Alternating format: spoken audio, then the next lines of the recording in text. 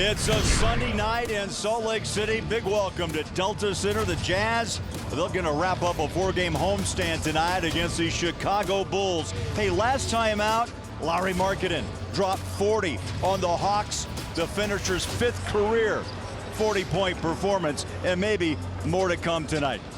Welcome inside Delta Center on a Sunday night. Nice crowd in the building. Craig Bolerjack, Mike Smith. Big T is upstairs with a limo, and they're doing the alt-cast that's honoring the great late Frank Layden. Mike, let's jump into this because this has been an offensive homestand for the Utah Jazz. A lot of good things have happened, especially scoring. Number 3 during that 3-game stretch here at Delta Center. And number 2 in assists, number 1 in 3-point makes, nearly 19 a game. I think the most important factor, the ball is moving. Oh, the ball is hopping around the floor. It's amazing how some elevated offensive play coincides with a homestand, some rest, and some practice. But I think it also coincides with Isaiah Collier being on the floor pushing the tempo. And that young man, Ace Bailey, being in the starting lineup, giving you some production. The ball is moving, the spacing is great. And the thing about this, Bowler, this is not a one-hit wonder. This offensive chemistry and unselfishness they are building is a Will Hardy statement. He wants it to be that way all the time. Absolutely. And you know, you trim a few turnovers off those totals in the box score, things could be totally different. Let's talk about Chicago. Well, they got off to a blazing running start in the first 2 weeks of the season. Chicago goes 6-1, number 1 in the East, Mike. They've dropped 4 straight, tumbled down to 8, but tonight, Josh Giddey is back. He's played solid when on the floor, and this former number 6 pick is averaging nearly a triple-double. It's unreal. I mean, 21, 9, and 9. He's never reached those numbers before. So give him credit. In his 5th year, he's only 23. When he's in the lineup, Craig, they're 6-3, and those 3 losses are to really good teams on the road. They'll be better than the recent 0-4 would suggest because he's in the lineup and the way he's playing and shooting. But also, Kobe White returns tonight with a minute restriction. That gives him more scoring, 2 great guard play. And mark my words, with Giddey on the floor, I bet you Nikola Vucevic pops out of a 3-game slump because he'll get a lot of good looks. Bear, you feel good about it? Hey, if Bear feels good, we all should. Jazz Nation, stick around because coming up, we will honor the late, great Frank Layden. It's Frank Layden's night, remembering the coach and the humanitarian. That's coming up next.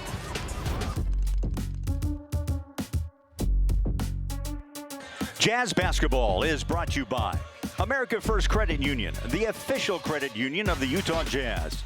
Nu Skin, discover the best you. Zions Bank, the official bank of the Utah Jazz. Merchantic, taking a merchant-first approach to payment processing. And by Trailer 3. Markkanen, got it! Oh, beautiful shot. There's a lob. Put it down. Oh, beautiful. 50. Strong move. Markkanen. Oh, what a pass out to Markkanen. 3. Got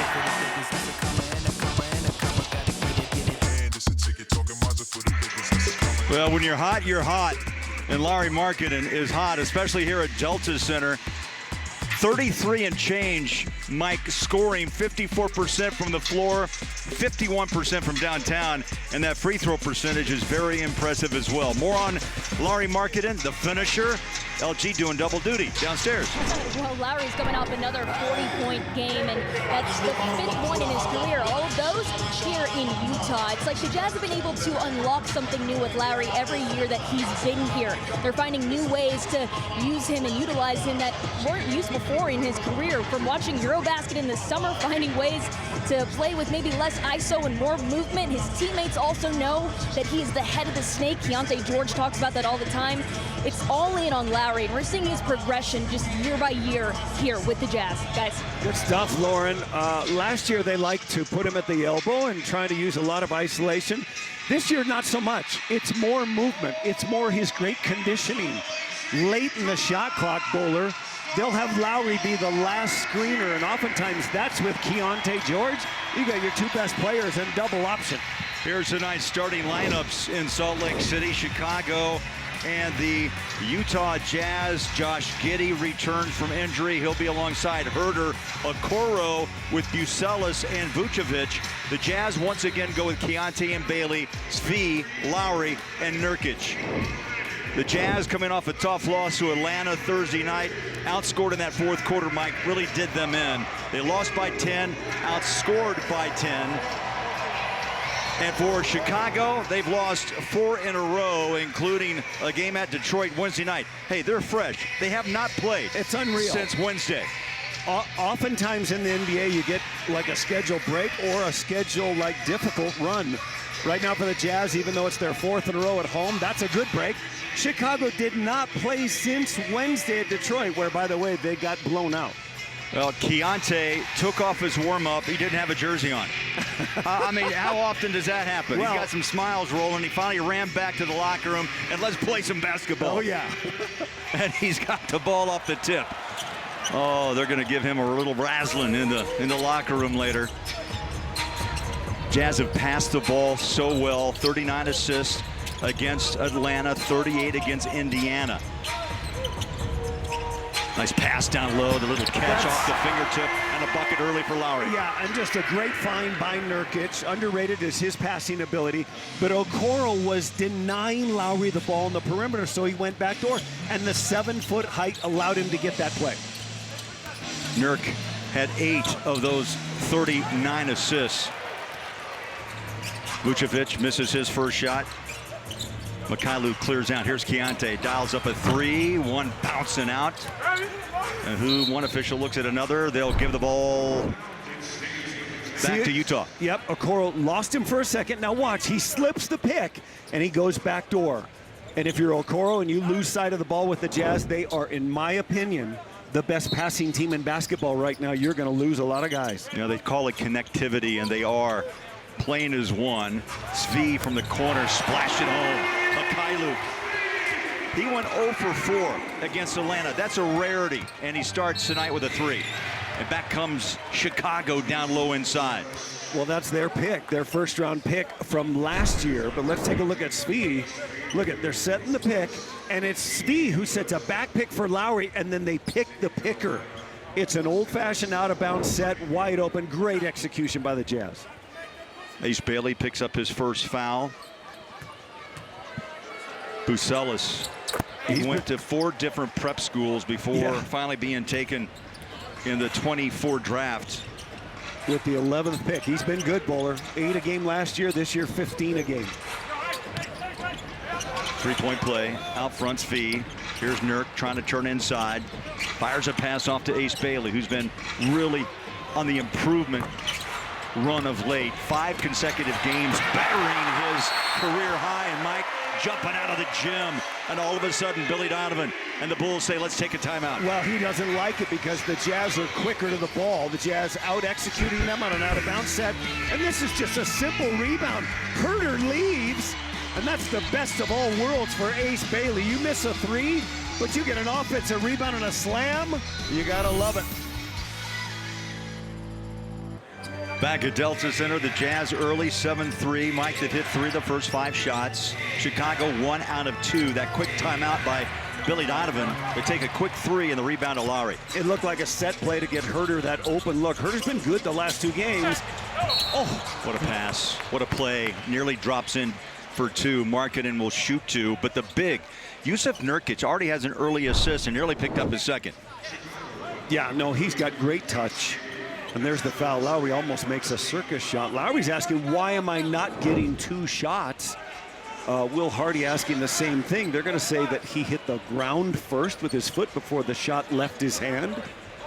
Will Hardy took a stroll, Mike, all the way to midcourt. Yeah. Never did get an answer. Here's Keontae on the inbound. Ace Bailey playing so well, had 21, another career night against Atlanta. Markkanen, little stop and go drive, kicks it to the corner, catch and shoot. Good look. 3? No. It's the only part of Keontae's game that has not ascended this year. And when it does, watch out. Meaning the long ball, the 3-point shot. Here's Herder in the paint, drops it off inside. Nearly lost on a reset, back out front. Bucelis now Giddey up for 3. Ball's loose. Who touched it last? It's going to be Jazz ball. There's Billy Donovan, Mike, sixth season, was at OKC, remember. This team has lost 4 straight, but you should remember on a Frank Layden night that Billy Donovan was drafted 3rd-round pick back in '87. Didn't make the club, but he still was able to go up against Stockton in some, I'm sure, some heavy pressure practices as Bailey knocks down his first triple of the night. I remember Billy Donovan as a free agent trying to make that squad. They played a preseason game at Brigham Young that year in the preseason, the Utah Jazz did. And it's interesting, I asked Billy Donovan before the game, what's most important to you when you look at a box score and your team plays and you huddle with your coaching staff? He said, first and foremost, passing. And then I found it interesting that later, when asked about Frank Layden, he said, you know what? John Stockton spent a lot of time with me that year and talked to me and mentored me about being a playmaker. And here he is, a head coach. He won 2 national titles at Florida. I remember those quite well. There was a guy named Al Horford on both those teams. And Joakim Noah, Yeah. they were good. Inside, little push shot, short, rebounded out by Markkanen. Jazz very much in the passing lanes, Mike, in these early minutes of the opening quarter. Yeah, they're defending better, and they're getting up and down the floor, and they're looking for Lowry, and also here's a mismatch against Herter. Yeah, he called for it. High flyer, up and out. Rebound, down low, Nurk. Little wild shot put up. He was hoping for a foul. Did not get it, and Giddey brings it into front court. And this is where Giddey is good. He can pass with either hand. Hey, gives Fee some credit. Got back on defense, hand in face, and disrupted that shot. Jazz back on offense, step back triple, away. Got it, Keontae. I'm telling you, Keontae is the 2nd highest scorer from his draft class. He's 22, he's averaging 21 a game. When his 3-ball starts falling, watch out, fans. He had 19 against the Hawks, 3 triples, and makes his first tonight. Back from the corner, and Chicago, just like that, gets 3 back from Buzelis. And Buzelis, as I said, in his 2nd year, he's lighting it up from 3, he's shooting 40%. He's now made 13 of his last 28. He can really light it up from deep. And he has scored all 8 points for Chicago here in the opening quarter. They leave Bailey wide open. Had a good run from downtown. Here's Giddey with a quick outlet pass. Keontae gets back, so does Ace. Nice stop. Buzelis again. Kicks up a 3, rebound. Mikhailuk for a moment. Who touched it last? It's going to be Jazz ball. Watch how much space Keontae is able to cover. Look, he runs 2 guys into each other. He's able to step back and Buller actually get behind the 3-point line. He was as close as about 16 feet. Jazz launch up a missed shot. Giddey comes across. Utah has gone 3 of 9 early from 3-point land. Here's Giddey on a little spin move and draws a foul. Fee was riding his hip. So Mikhailuk, first foul. So, of course, Giddey comes over last year. It's part of the Alex Caruso trade, which we know worked out very well for Oklahoma City en route to a title. They became the #1 ranked defensive team. Giddey's year last year was okay, but it's this year that he's really ascended. Look at those numbers, almost averaging a triple-double. He does have 2 triple-doubles this year in the 9 games he's played. He has another one where he had 9 assists, so a near 3rd triple-double. And the team is 6-3 when he plays. And those 3 losses are at New York, at Milwaukee, at Cleveland. So Chicago with him on the floor, in my opinion, a playoff team in the East. Giddey makes 2. He set out the game at Detroit, so he's had plenty of rest. He had a right ankle sprain. Markkanen straight away 3. Oh, rattles it in. Rattles that ball around the iron. I just think he's the most unique 7-footer in the game. I really do. For him to catch that and shoot that from that deep. Vucevic scores for the first time. The 6'10" big played his college ball at USC. And getting back to Markkanen, don't forget he's played 4 seasons, including his rookie campaign in Chicago. And I think there's still some people in Chicago who wishes that trade had not been made. Well, of course. Like, look at how this is set up. Lowry as a trailer. He's coming down. He could reverse this ball. Look where he is from the note. I mean, and Chicago, like Buzelis, actually does a good job to get a hand up on a 7-footer shooting what was likely a 29-footer. Don't forget Lowry made 6 threes the last time in this building just a couple nights ago. Kevin Love is checked in, slips a pass into Lowry. A little free throw line jumper, too strong. Rebound in the paint. They push it ahead. Giddey, the locks flowing. Inside spin, turns short, and rebound Love. And finally turns and finds quickly Keyonte. Trying to break down that defense. They reset it out front. Love back to Key. I love what Keyonte just did. Probed, nothing happening, backed up, and a really good shot. Like, he took it to the heart of the defense, nothing happening. I think a year ago, Buller, he probably puts up a shot or a run or a floater. Instead, this was a much better attempt. That ball jumps out of bounds. It'll remain Chicago possession, 14 up on the shot clock. Yeah, Key's mid-range game is really impressive. Isaiah Collier will check in. Markkanen and Svi will set down. So Mykhailiuk with a 3, Markkanen 5. Guess what happens now? Speed. I mean, so plenty of it. Yeah, the Jazz become the 5th fastest paced team in the league. That's Coby White, who has not played a game this year because of a strained calf. That's his first action, his first shot. Last 3 against the Jazz. Watch out. Keep this in mind as this game continues on. 26 points, 50% from 3. Yep. Now, he missed all of August. He missed most of training camp. They did have him come back briefly. It did not feel good. This is the first time he's played all year. He's on a minute restriction. Collier in the paint.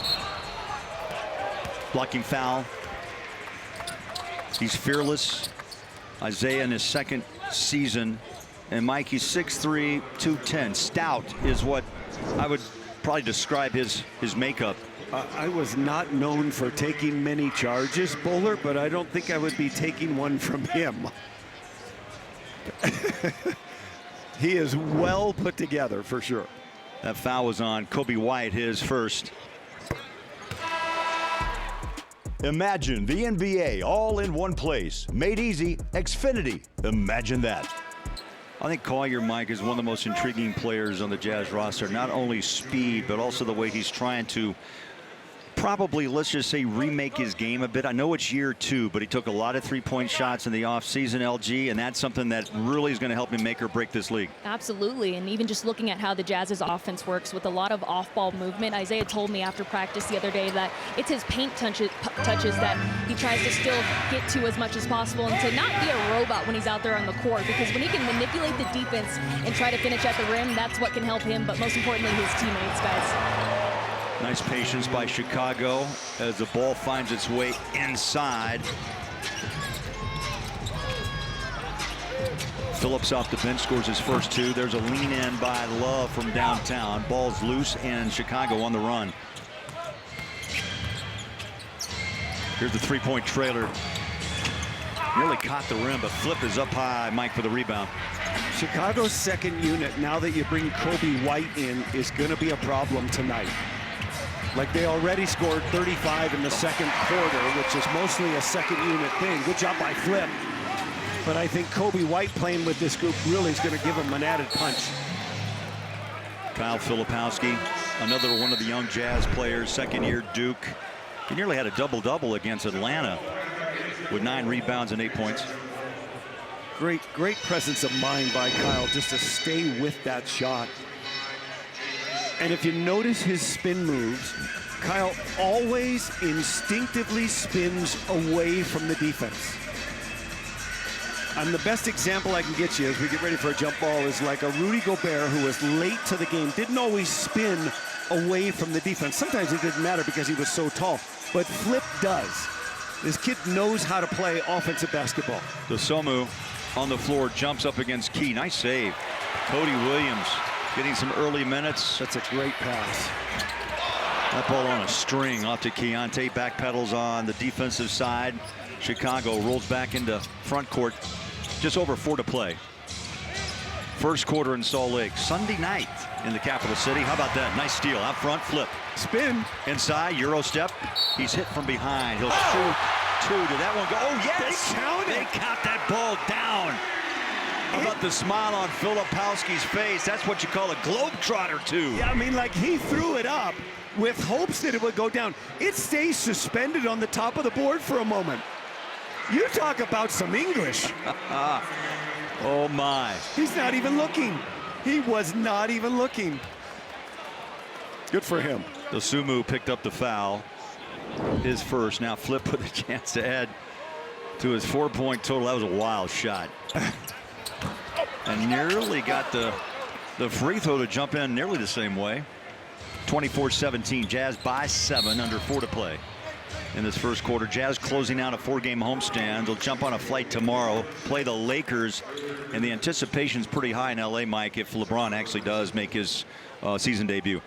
Yeah, he has not played to date. Lakers have been off to a good start, led by Luka Doncic, who, by the way, leads the league in scoring at 40 a game. Our own Lauri Markkanen, number 6 in the league in scoring.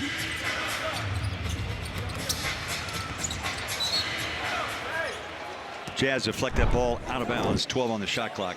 I do a trick shot with my teams that I coach where I shoot it on the top of the backboard and let it slide across, pause, and then fall in. So I don't know if Flip got that from me, but it's pretty tough to do in-game action, that's for sure. I'm going to say that's an early vote for Diamond Play of the Game. We shall see. Patrick Williams with a soft touch. Number 4 pick. Back in 2020 out of Florida State, so he's off the bench and on the board. Keontae, again, went inside, nothing, resets out to Collier. Speed in that Utah backcourt. Keontae takes a slip, no call. Ball's loose, here comes Chicago. Deep triple by Phillips. And so right now, Chicago's bench has punched a hole through Utah's D a little bit. All right, now defense, we gotta earn it. Come on, we gotta earn it.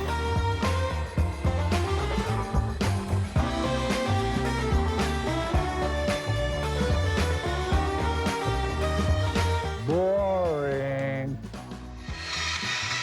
Love that guy. Man, we're live here. We're also live on Jazz Plus with JazzCast, the Frank Layden edition. Coming up around the corner, John Stockton will join Alema and Big T. You don't want to miss that. Mike, how about this stat?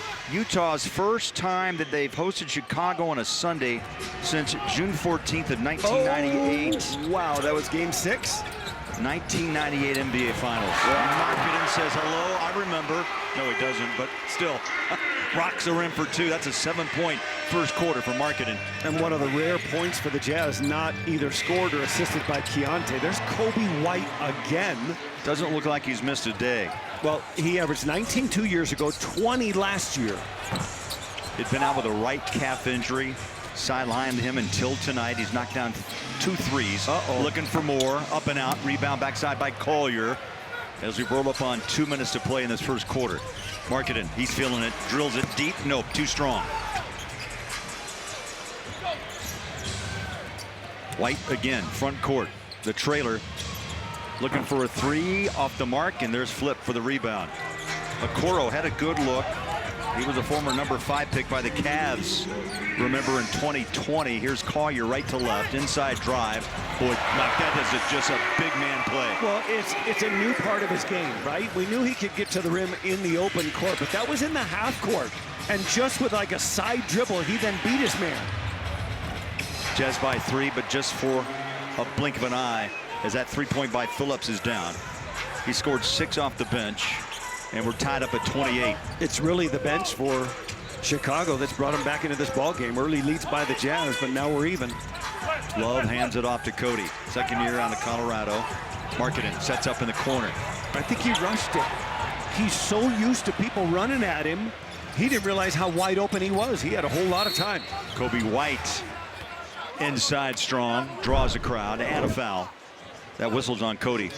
His first. There's that back door. Again, they're looking to screen for Markkanen, and then he slips back door. And this is the one where Bowler's talking about man's body. Absolutely getting body into the defender, creating a little bit of space, and then the soft touch to finish. Kobe White's changed the whole attitude of the Chicago team. Coming up off the bench. Good look, rattles out, Flip, turns and finds Collier. He'll jump it into front court. The trailer is Love. Wide open. 3? No. A little far to the left. I think Caleb was maybe surprised how open he was. And right now, Chicago is running free as that bucket is put back in by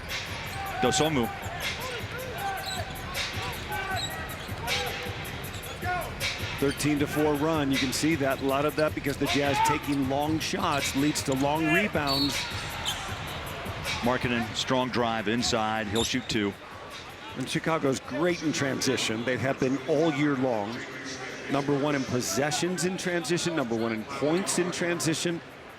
That means don't turn it over and be selective, right? Your 3-ball. You can't just take every 3-point look you get. Let's go coast to coast, presented by Delta. Proud to be the official airline and community partner of the Utah Jazz. These are season per game leaders scoring at home. Luka, no surprise, 39. Antetokounmpo, and then comes Markkanen, 33.2. Mitchell at 32.8. And those are 4 of the top 6 scorers in the entire league who continue to do at home. Missing from that list would be Shea, Gilgeous-Alexander. Yep, Luka, Giannis, Shea, and of course Lowry #6 on that list, and off to another good start. He's already got, what, 9 points? In 9 minutes of play. He's hit 3 of 8 shots. 2 for 2 from the free throw line. Patrick Williams hanging on a pivot foot, needs help. Good defense by Flip. Out front, Kobe White, plenty of time. 9 now on the shot clock. Ball deflected. Williams has it. They go corner. And a search dribble down on the baseline. Clock is running down. The steal, Isaiah. I was looking for maybe a little 2-hand jump. Yeah. But instead, he just played it safe and laid it home with the right hand. It was this great defense by the Jazz the entire possession. Boy, just like that, you come back, you keep firing. Dosunmu with the bucket. There's where the Jazz played defense the entire possession. Then they tried a pass that was going away from the basket, and Isaiah was right there, saw it, anticipated it. And a rare steal. Remember, they got 11 steals, was it, on opening night?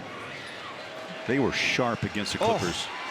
I think a lot of people around the league like, wow, I know it's opening night, but that was a very well-prepared Jazz team. Free throw is good. And with 0.7 of a second on this first quarter clock, got a foul. They did call the foul. I think they're saying, well, whether it was on the floor or not, if they're over the limit, great job by Collier. He's going to get 2 free throws. And they are. Like, he got up and down the floor in like 3 seconds or less. Dosunmu picks up foul number 2. And that does put Collier at the line for not 1 but 2 free throws. Drops the first. Here's the cool thing about Collier. He's 21. He's only played in 4 games. He's averaging like 10 points and 7 assists, but he only plays 22 minutes a night. If you compute those numbers over 36 minutes, it's 15 and 11. Those are Stockton numbers. Isaiah makes 1 out of 2. Yeah, that hamstring slowed him down, but boy, he's been on the floor and playing extremely well. His last 2, 12 points, 9 assists, and off to a fine start here with 7. The Jazz and we're tied at 33. 2-point shooting has been key, Mike. 67% for the Jazz, 58 for the Bulls. Utah's 3-point shot not as impressive. The paint has been very good for Utah. And you mentioned it, Chicago's bench jumped off the bench and actually really kicked some life back into Chicago. And it's the 3-point shooting or lack of it by the Jazz, the lack of efficiency. 4 for 16. 16 is a ton for 1 quarter player. Are you kidding me? That's on pace for 64 threes in a game. But the 4 for 16 mark allowed Chicago to get out and run, get back in the game, give their second unit a lot of opportunities.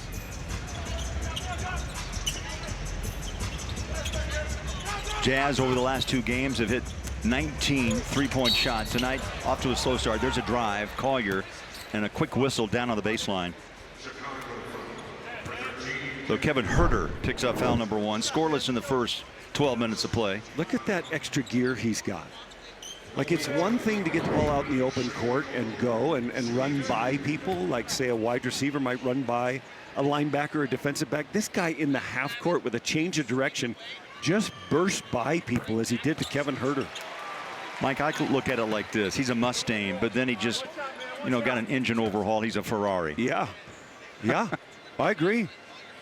He's got a souped-up engine, no question. Collier makes the first and misses the second, LG. Well, you guys see how physical Isaiah plays, and it's no secret that he also played football growing up until 8th grade. He actually said he was better at football than basketball at one point as a wide receiver and a safety. And when he chose to play basketball, there was no specific reason. He just started playing when he's about 2 or 3 with his dad. And hey, the rest is history because it's obviously been paying off. It sure has. He's just a bull in the china closet. I would not want to have hit that young man in the early days of his football career. Well, just ask Josh Giddey, who bumped into him and hit the floor. And look at Ace on a penetrating drive, put 2 hands up, get all ball, no foul called there, but they called the foul there. Buzelis, the 21-year-old with the foot back, and Ace got him across the arm.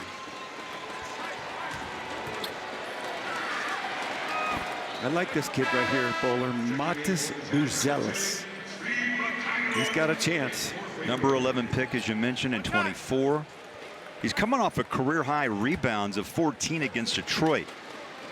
In Detroit on Wednesday night. He's already scored 20 or more 4 times this year, at 21 on opening night. It's kind of like, okay, I had my rookie year. I'm ready to do much more this year.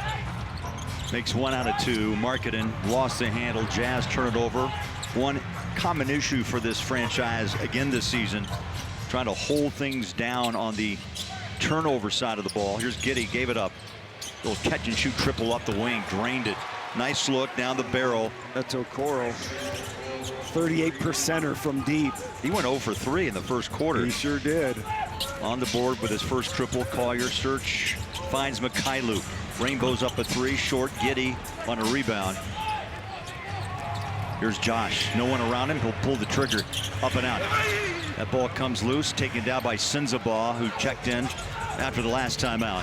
Here's Bryce, been shooting the ball well. Rainbows up a triple, up and out. 1 and out again for the Jazz. The Jazz are falling in love with the 3-ball. They really are. They shot 16 in the first quarter. That's the most they've taken in any quarter this year. Ties for the most, 16. And now already we start the second quarter. We're a minute and a half in. They've already taken 2 more. Yeah, 4 of 18. There's a pass. That works. Yep. On a string from Nurk to Mykhailiuk. Utah's 7th assist on 13 made field goals. Out front, Buzelis dancing. They kick it out to Giddey. Nope, he gives it up. Good patience by Chicago, but maybe too patient. Great look. Oh, that ball's got to go higher. Nurk pass it out. Isaiah got it down low on the pass out. The 3 is up and out. And then save baseline. That's how you get it done. That's hustle. Giddey inside. Do you remember early in the first quarter, Billy Donovan took a timeout. It was the Jazz that were quicker to the ball. Right now it's Chicago. They're quicker to loose balls. They're creating more opportunities. 3, Marketing. I'm okay with him shooting 3s. You give him the green light, huh? Yeah, from wherever and whenever. He had 6 threes, Mike, to your point, against Atlanta Thursday. He makes like 4 a game, and he's just a fantastic threat. Isaiah jumps out, takes a fall, no call, high floater off the rim. Follow, yep, on the backside. Buzelis. And another example of being like proactive and quicker to the ball. Jazz got to shore up their defense, shore up the defensive rebounding, because Chicago's not shooting a good initial percentage. Bulls take the lead of 2. Not for long as Marketing rolls in his 14th point on the other end. Tied at 41. Giddey dropped the ball out of bounds. They're going to call traveling. Backdoor. Look at Nurk. Beautiful look. I mean, Nurk's got great hands. And here's the thing. Nurk is discovered late in life, right? A scout traveling through Europe reads a story about a 7-foot policeman who runs down a criminal and finds him and asks him if he has a son. Oh, yeah, I got a 14-year-old. He's 7 feet tall. That becomes Nurk. That's the story. Who had not played basketball before then. Sends a ball up and out. Nurk tried to reach in, and you know, I think his passing, again, we're seeing it and more and appreciating the big man's passing. 4 assists tonight. Nurk had 8 assists. He almost had a triple-double against Atlanta with 10 and 10, 8 assists and 5 steals and a block shot. Unreal. That's a box score. Unreal. And the thing is, like, somebody late to basketball, you would say, how does he have such deft touch passing and shooting around the rim? I would say it's God-given. Yes, he's worked on it. But a guy that big to have soft hands, that doesn't come around all the time. Filipowski brings the ball over to V. Now here's Sensabaugh, turns in the paint. The jumper, soft touch, rolls it off the rim. Vucevic with the rebound. Chicago. They've gained some confidence late in that first quarter, brought it in here to the second. Herter, left-hand dribble, passes out. They go corner three. That shot's going to fall off the rim, and the rebound to Nurkic. Collier. The trailer. He'll take it. You bet. Straight away. Three. Good look. You're a little bit scoring challenged right now. No Ace Bailey, no Keontae, no Lowry on the floor. You got to move that ball and get some good looks. And Will Hardy, I think, realizes that, jumps off the floor. He was hoping Sensabaugh and Svi, who have knocked down some triples of late, would help the Jazz on the offensive side. We get the timeout.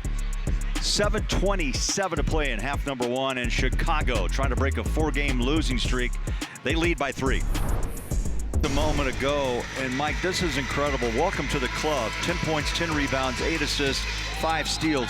That's only happened 4 other times. One by Griff, one by AK, one by Booz, and Nurkic joined that club. And you can almost see it with the other two, certainly the middle two, right?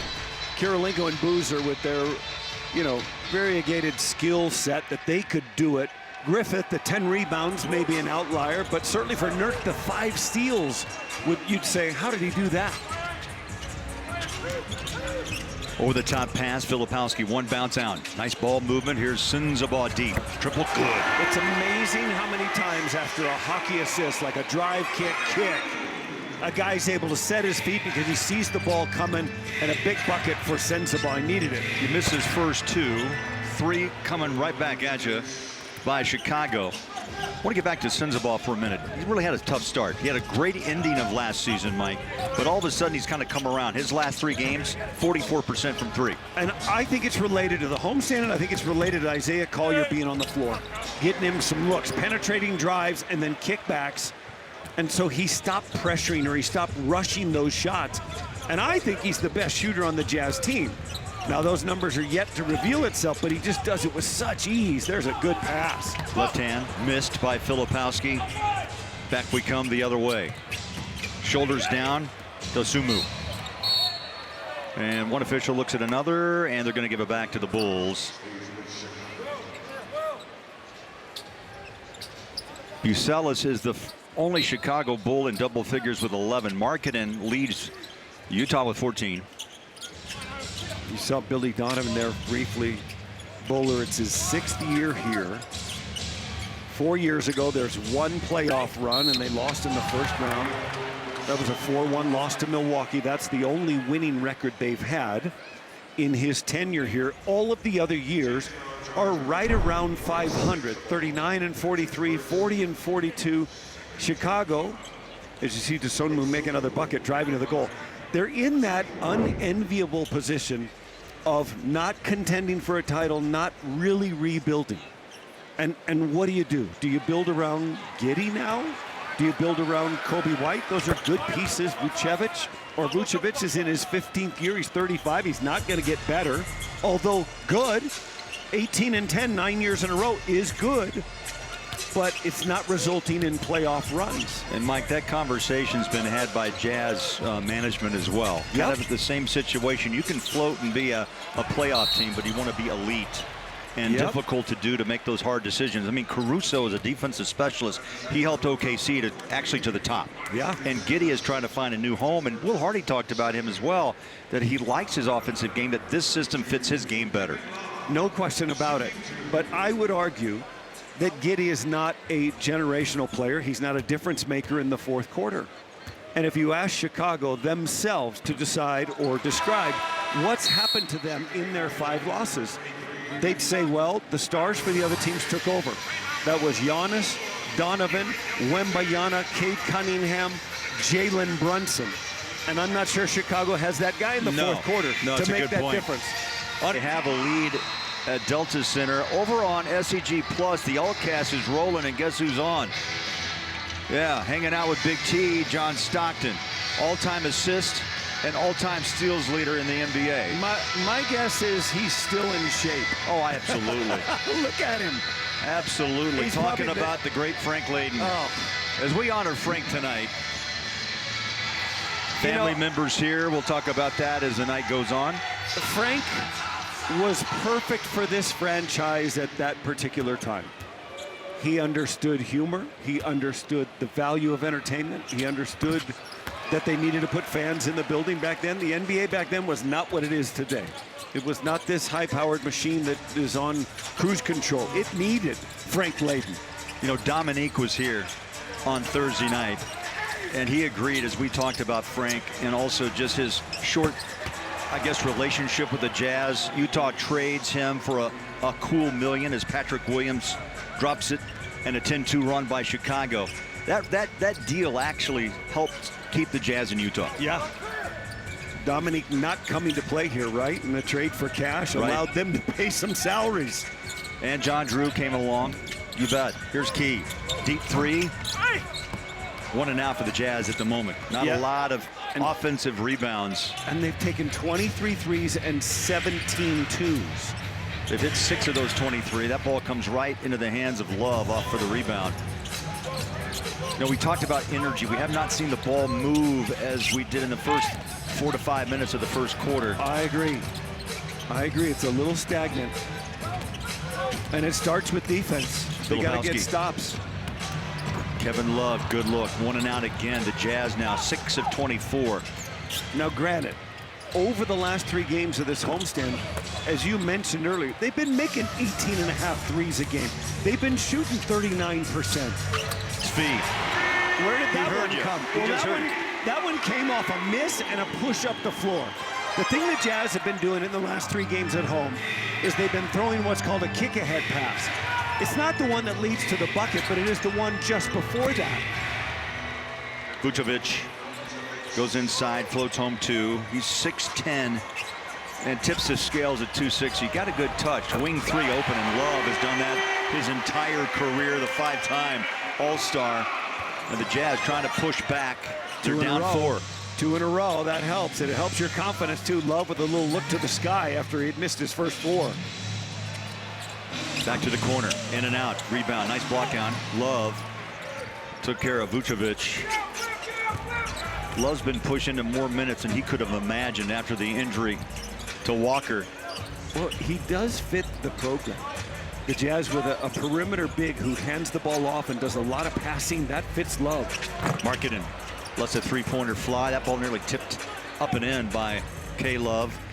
Kobe White into front court. The trailer, Vucevic. 1 and out. Filipowski, the Jazz with the ball. 3+ minutes left in the first half.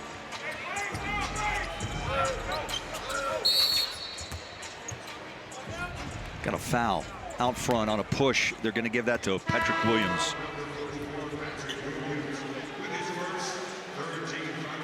Mike, sometimes you have to foul to slow down Markkanen, or the angle he wants to take.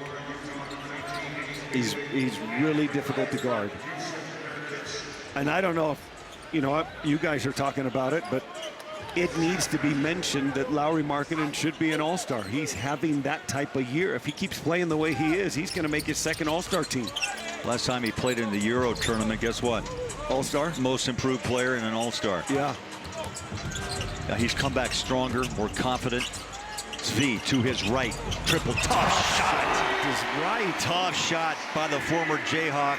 I think that's 5 possessions in a row that the Jazz have taken 5 threes, and they made 3 of them. Now 8 of 27 from behind the 3-point line. Quick outlet. There's a triple from the corner. Up and out. Rebound backside Markkanen.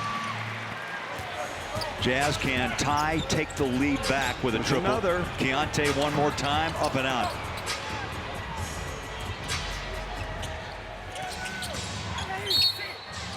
Whistle on the drive. Boy, Svi has come on strong here in the last minute and a half. That was great defense by Okoro, but Lauri didn't settle. Oh, that's only a 2. See how Svi's left foot was on the line just a little bit, but such a tough take.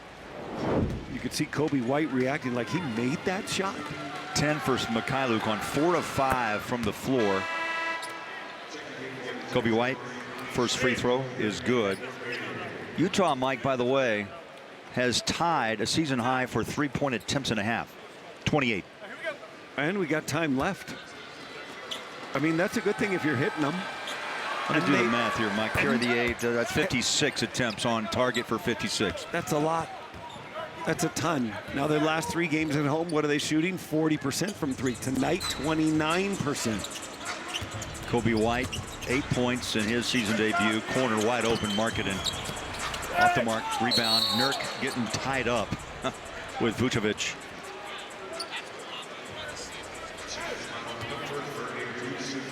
I love that little action.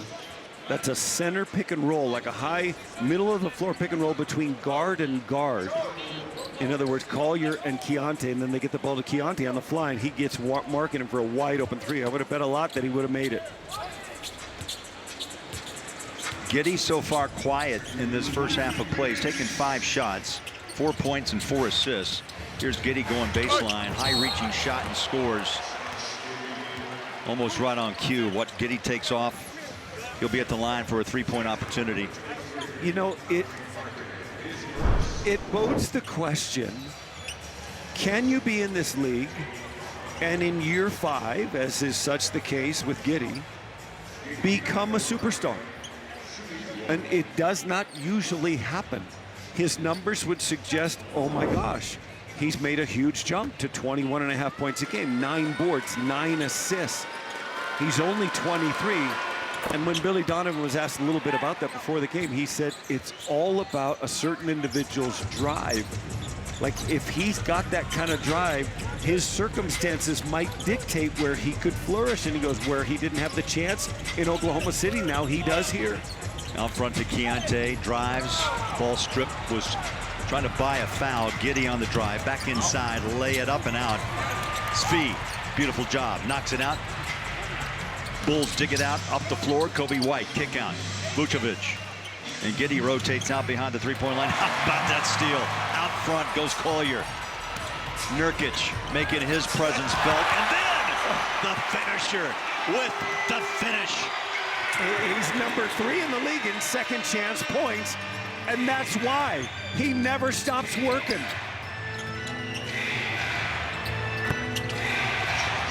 How about the jump Giddey's made this year? It's amazing after what we saw in Oklahoma City. 31% is his career numbers before this year at 39. From 3. Somebody lost a shoe. Markkanen, patient. Waits for the traffic to fly by, and Lowry has an 18-point half. Jazz need some stops. Under a minute to go, 64-58. White bodied up by Keontae. He knew it. Tried to pull his hands back and whistle for his first foul. So Nurk just puts his hands up. Giddey trying to get it to Vucevic. Here comes Collier down the other way. And then Lowry's going to say, oh, yeah. It's because Lowry's in that kind of shape. We talked to Will earlier tonight just about him able to take some punishment, the physicality of this game, but also the first bump, Mike. I mean, you know, as a former player, Big T and I talked about it as well, is that a lot of players, once that bump occurs, you can't finish, throws you off your rhythm, but Lowry's been able to do that. He said, Lowry, that's the biggest improvement he's made from last year to this year. That last year when he would get bumped or people would play him physical, that he would turn and look for a foul, and he says, we've talked at length about our mannerisms and about our body language, and he says, because we don't complain as much, we're starting to get more calls. And he says, Lowry's getting the respect he deserves. Second foul whistled on Bucelis. I'll put Collier up on the line for a couple. 8-point first half for the second-year pro from USC. Ran in the same backcourt with Bronny James.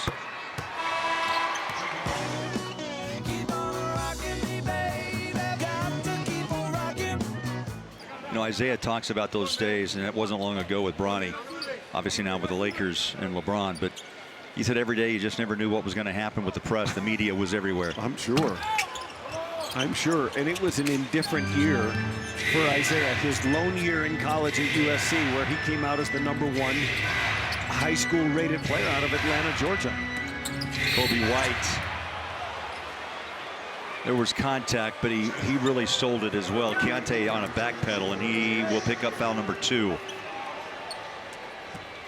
The only Jazz player in foul trouble is Bailey with 4. This is number 2 on Keontae. Oh, yeah. That's just an old school play by Coby White. Kind of grabbed Key up with his left hand, held his arm in, put on a little show, but oftentimes that can work. Get to the line, stop some momentum, give your team a couple of free throws. 11 points in the half for Coby. White played at North Carolina, number 7 pick in 2019.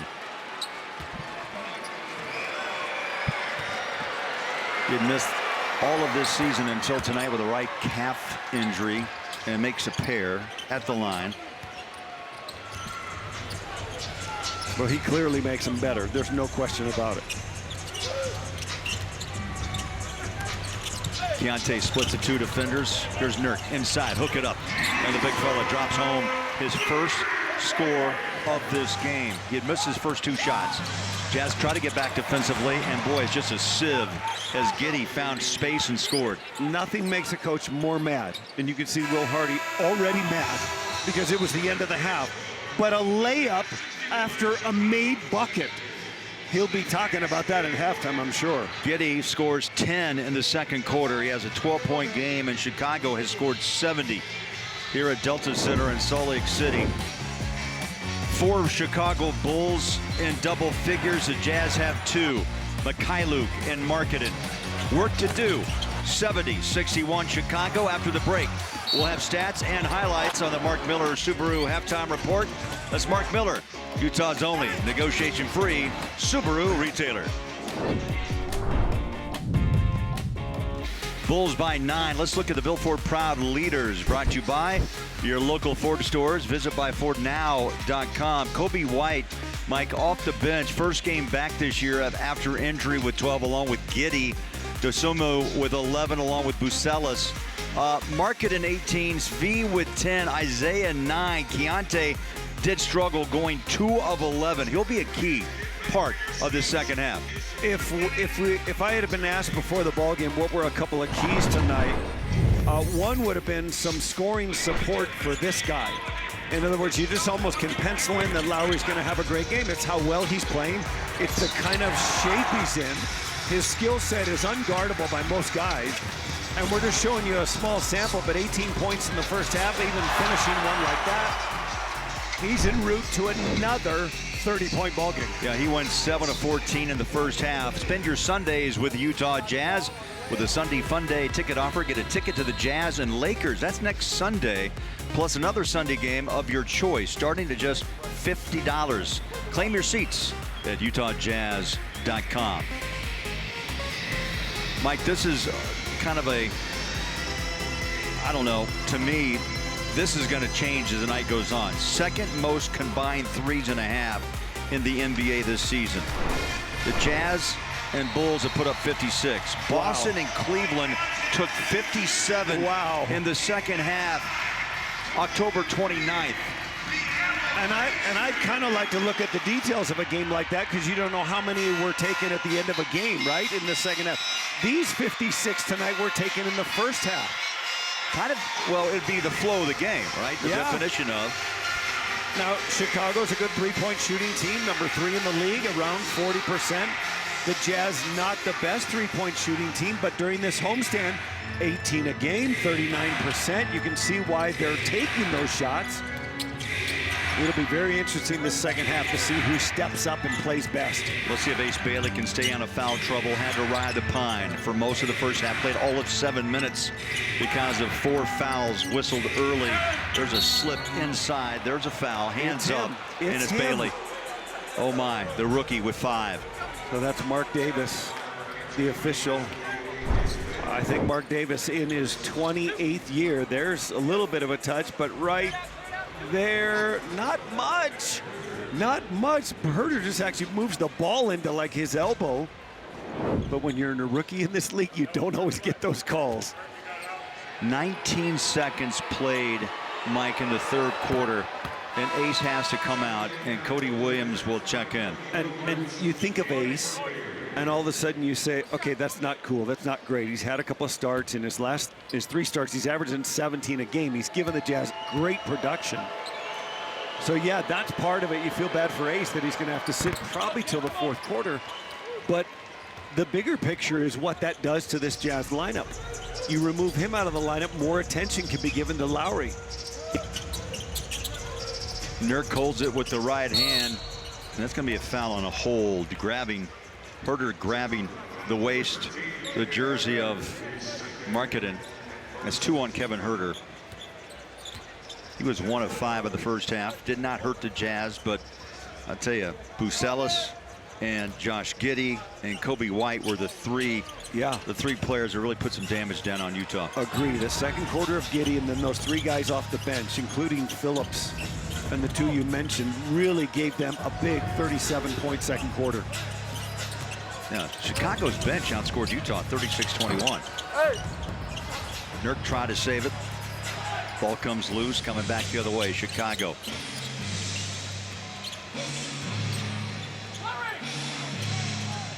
Josh Giddey trying to direct traffic. He's got one-on-one with Keontae. Punches that pass out. There's a drive on Nurk.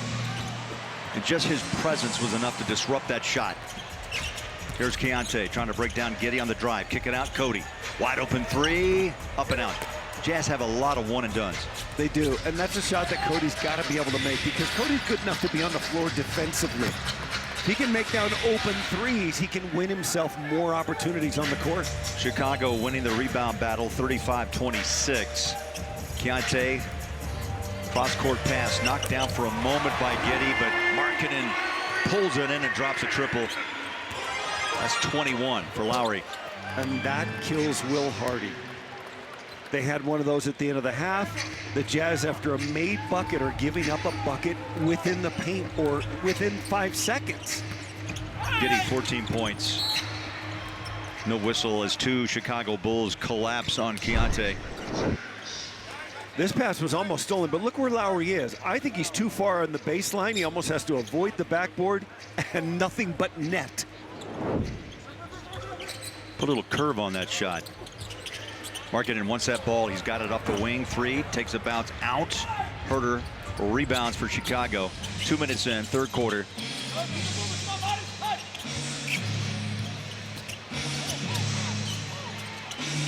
Ball deflected out.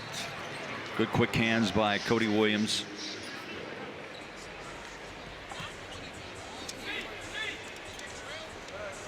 .11 on the shot clock. Jazz and Bulls tied at 33 after 1, then a 37-point 2nd quarter. Gave Chicago the 9-point lead at half. Left wide open, good look, Vucevic, who does shoot very well from 3-point land, 44%. Yeah, career 35, but having a fantastic year. Nurk palms it with the right hand, finds Markkanen. Keontae, a little wiggle to his left. That ball falls off the left side of the rim, and Giddey for the rebound. Well, the Jazz certainly didn't get a mandate in the locker room not to shoot 3s, that's for sure. Drive inside, picked up and put back up and in by Herter. Timeout, Will Hardy. Does not like this 3rd quarter start. You can tell a lot in the first 3 to 4 minutes, and Will's not happy. And holding Frank's #1 jersey, Katie, and also Mike Miller on the floor. And up top, Barbara and Scotty. Mike and Katie, I tell you, they took care of those 2. And on the alt cast right now is Freddie Roberts. You know Fred well. I tell you, he's a great guy. The great Fred Roberts. He is a smile waiting to happen. Played his basketball at BYU. He's a 2nd-round pick bowler who didn't go immediately to the NBA. He went a year to Italy. Then he played 16 years in the NBA and then 2 more years in Spain afterwards. He was a 6'9" gazelle built for today's game.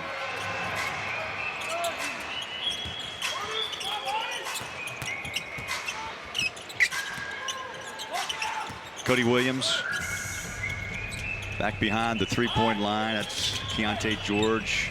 Nice drive inside. Just won't drop for Keontae tonight. Yeah, I say they are defending him well. They're making it tough on Lowry. That was just too good. They're making it tough on Keontae.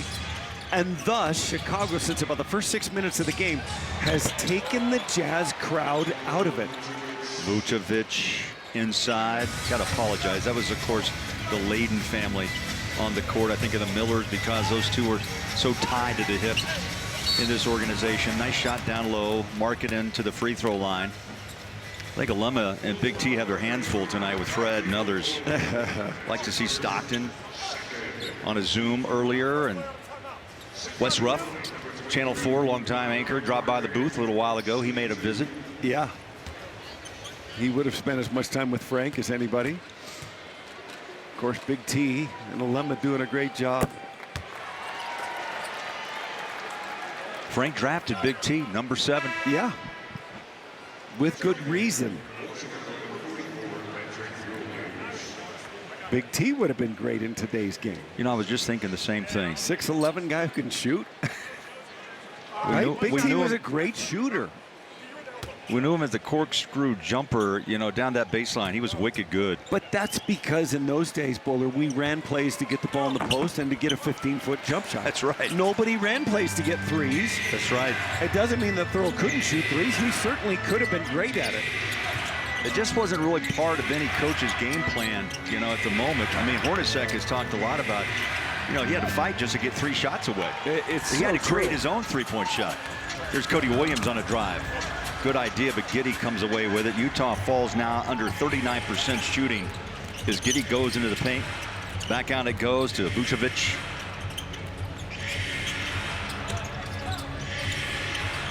We played 4 minutes here in the third quarter. Jazz have been outscored 8-5.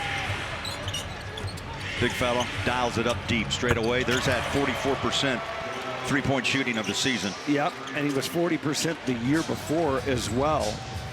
So he's had 3 times in the last 6 years he's been 40% or more. So talk about improving your 3-point game as your career goes on. Puts a hand in and fouls Markkanen. And that's Giddey. That's Giddey making the play. Giddey with 6 assists. Boots loving to see one go down. He had missed his previous 3. Zach Collins not in the lineup. Markkanen at the line for the 5th time, and he's 5 for 5.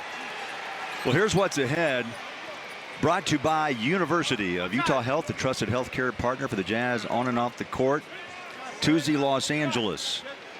And then a cup game with Oklahoma City on this floor. We'll see the Lakers again on Sunday, and Monday we'll make a quick stop at Golden State. That's your next 4 for the Jazz.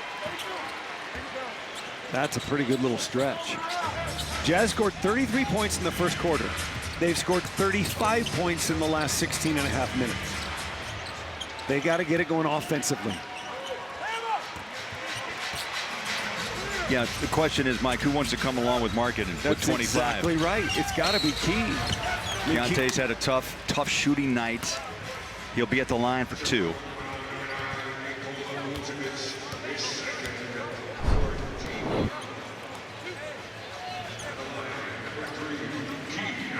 First and foremost, that's a good idea.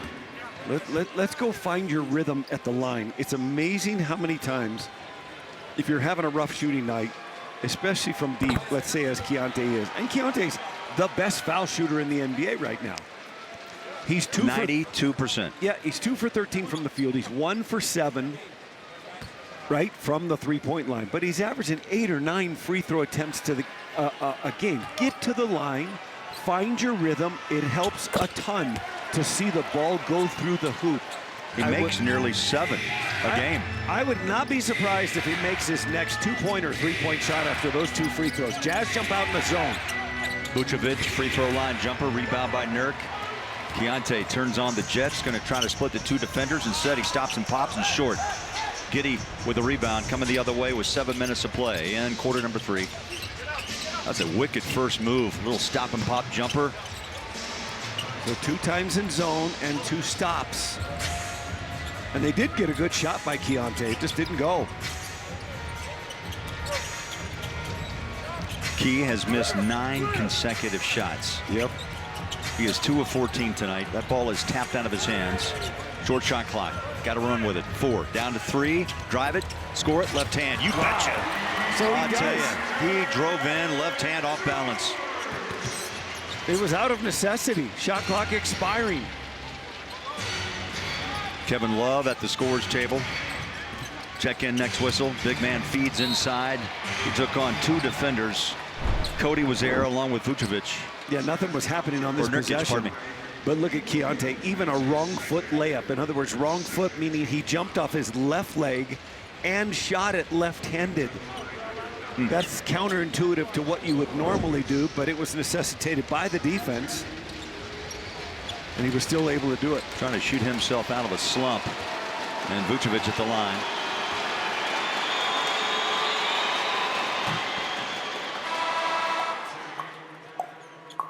One good decision every day. Balance of Nature supplements. Mike, the free throws are fairly even.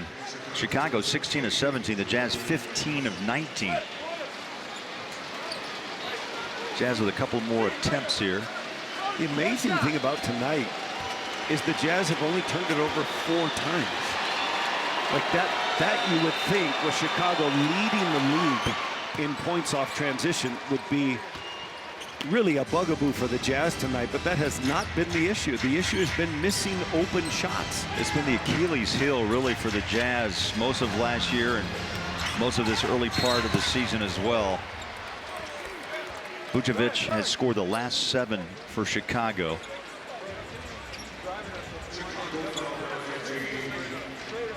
Keontae's made up his mind, Buller. He's not going to shoot any more threes. He's going to get to the line. He's going to get fouled. He's going to put a little pressure on the defense and see if he can get this Jazz team to climb back into the game. Now that's, I think, good strategy, especially if you're having an off shooting night. It doesn't do much for the fan flavor. When you want to get the fans back into the game, it's a made 3, it's a dunk, it's transition plays that gets them going. But they can minimize this lead, that'll get them going too. Those numbers are important because Wembanyama, the 2023 draft class, leads the way, followed by Keontae, Amin Thompson. So those are 3 young, talented players. And we've got a timeout on the floor. Delta Center, and Kyle Filipowski and Kevin Love just recently checked in, and Flip has been really open with me about how much he enjoys playing with the veteran Kevin Love. He says that being a player that's kind of similar to him, he's learning so much from him. He also says he brings an incredible energy, great vibes to this team, and that he's just picking his brain any chance he gets. It's exciting to see how these vets and younger players are getting along, guys. Yeah, K. Love, again, only met him once years ago, but he just has a real pro approach to what he's doing.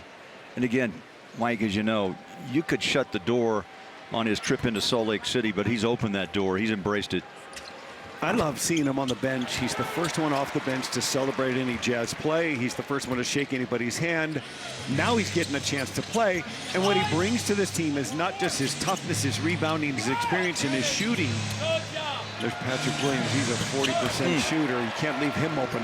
But Kevin Love brings championship pedigree. He's got a ring. He's been to the finals 5 times. All-star 5 times. Filipowski puts his shoulder down, spins right, left. Love right on cue, takes the 3 and knocks it home. And this is a critical moment for the Jazz right here. 5:33 to go in the 3rd. That 3 bringing them a little bit closer. They're only down 9. Can they do it without Lowry on the floor? Can they get cut into this Chicago lead? Kobe White, he thought he had to gather on the shot, but instead a foul on the floor by Cody. It's amazing how many times Kyle Filipowski's on the beginning end of a good-looking play. He really sees the floor. Love knocking it down. Kevin's second 3 of the night. And Mike, before that 3-point shot, Markkanen had scored the first 7, then Keontae the last 6. And Love adds the triple. There's some busted defensive communication down in the paint as Phillips pops a rim for his 10th point off the bench. The zone can be effective for Utah, but Chicago has like the ultimate zone buster in Vucevic. If they can get him the ball at the foul line, he's not only a threat to shoot, but he's a good deliverer of the ball, and he's done it the last 2 times. Collier slides a pass out for 3. It's up and out of bounds off the hand of Cody Williams. Here's a little bit of what I'm talking about. Vucevic in the center of the floor is a threat. You have to react to him, and when you react to him and his shooting, all of a sudden somebody might be open. That's 2 good looks for the Bulls in a row. Let's see what they do here if they go back to man. See how Cody Williams stays up top? They're in zone, but look at Vucevic in the middle. That's a big target. And Kevin Love has to fight him out of the paint. Kobe White attack, step back 3. Around and out, Love with a rebound and turns and finds Keontae. Mike, what do you think of 66 3-point attempts thus far? Not even through 3 quarters. It's a ton. There's a drive, bucket. Keontae looks back. He thought he was at fouled. the baseline official, says, hey, where's the foul? And that's more a result of the other non-calls earlier than it was that one, because you're not upset when you make it. You're upset about the other ones, and he finally just let loose. Vucevic trying to move Kevin Love off his spot. Yeah, couldn't do it. Knocked out of bounds. Utah lets Chicago's shot clock run to 6. Great move by Keontae. He sold everything going right. He again wrong foot jumps, but look at the elevation. And he did feel like he was hit on the shoulder. And the Jazz, Bowler within 9. Chipping away, little by little, there's a steal. Beautiful anticipation. Keontae takes that pass down with 2 hands. Strides inside, coast to coast it. Now that Keontae has found some rhythm. he has. And remember, he's done it away from the 3-point line. Good for him. He's 1 for 7 from deep, but he's getting to the hole and he's getting to the free throw line. Keontae started 2 of 5, then went 0 for 9. He's hit his last 3 shots. Love has a rebound, and here we go the other way with Collier. If you score here, it's probably a timeout, Chicago. Keontae inside. Hey, Kevin Love picked up the ball that was deflected out of the hands of Keontae. And Mike, right on cue, who's up? Billy Donovan, timeout. Yep, he could feel it. It's a momentum shift. First time the crowd into it. Jazz doing it on defense. 3 stops in a row. A 17-7 run. They've nipped into that lead, which was once significant. Now it is down to 5, led by this man. Nice job, Keontae and Kevin Love. Way to be there. And they're going to go with K-Love. And they're also going to bring back Markkanen with Filipowski, Collier, and Cody Williams. If I were Will Hardy right now, I would come back for 1 possession, Bowler, and play man. Because Chicago probably designed a play to go against the zone. And then you can go back to it. Love jumps out. Cody Williams, 2 hands in the air. There's a drive inside for 2. Not get beat off the dribble as just happened. Like Chicago just struggled on 5 possessions, and they got a layup in the half court on a straight line drive. Drives the coach crazy. Dosunmu with his 13th point on a wide open lane. Collier crowded now, flies it out. Markkanen. And that's all Will Hardy. So they call timeout. They've cut it to 5. He brings Lowry back in, probably before he anticipated, because he senses we can get right back in this thing. How about the run? 20-9. Whistle down on the floor. This is just a simple screen and pop. The Chicago Bulls bring in Smith. Smith not used to guarding a 7-footer out deep, and Lowry knocking down his 4-3. He's on the verge of another 30-point night. Markkanen 4 of 10 from 3. He knocked down 6 triples in that 40-point blitz against Atlanta Thursday night. Giddey back on the floor. Collier rides his back. Giddey slips down low inside. And we got a foul. It's another straight line drive. Yes, the Jazz are climbing back into it. It's a 4-point game. But you can't allow a guy just to go down the middle. Watch. It's just this little separation. Then Giddey controls Collier. And Love maybe gets him a little bit. Not much of a foul. And the Jazz have called timeout to challenge this foul. To initiate the coach's challenge on the shooting foul, assess Love. Crew chief Mark Davis tonight on the mic. If Kevin gets ball first and then follows through into the forearm of Giddey, I think it won't be a foul. Let's watch. It's really close. Nothing there, nothing there. He got ball first. My guess is the Jazz are going to win this challenge. George Rodman on the bench. He has to make just decisions in milliseconds and then alert Will Hardy to say, let's roll with it. You get the timeout, the challenge is on, and Mark Davis and his crew on the headset. You see how Love's follow-through hits Giddey's bicep right there? That sometimes is what's called an audio foul. Like the ref can hear that contact, and so he feels compelled to blow the whistle. But as they look at this, I think they're going to see Kevin Love avoid any body contact, tip the ball first, which dislodges it, and then, yeah, the subsequent follow-through is a non-entity. It's not a thing. This play under review is brought to you by Aptiv Pest Control. In a tight game here, 90-86. The Jazz so far have won this third quarter, and they have come back in a strong way, 25-20. Watch how Love throws away Smith. I don't think it's a foul. Now it looks like there's some body on the left shoulder of Giddey. Is that Isaiah Collier, perhaps? But that is Giddey coming up into the arm of Love as much as anything, and Love is dislodging the ball cleanly. It'll be an interesting call.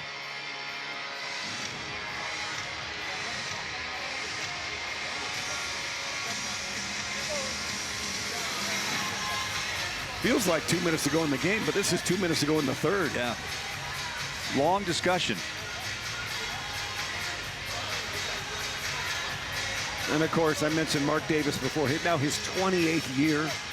He's done many finals. It's great help by Love, regardless. I don't think it's enough by Love in the body. Is he in a legal guarding position? Hand straight up. I think he gets ball first. And the reason they're showing that angle, that shows it the best. There's Jason Terry talking to him. He's a former NBA champion.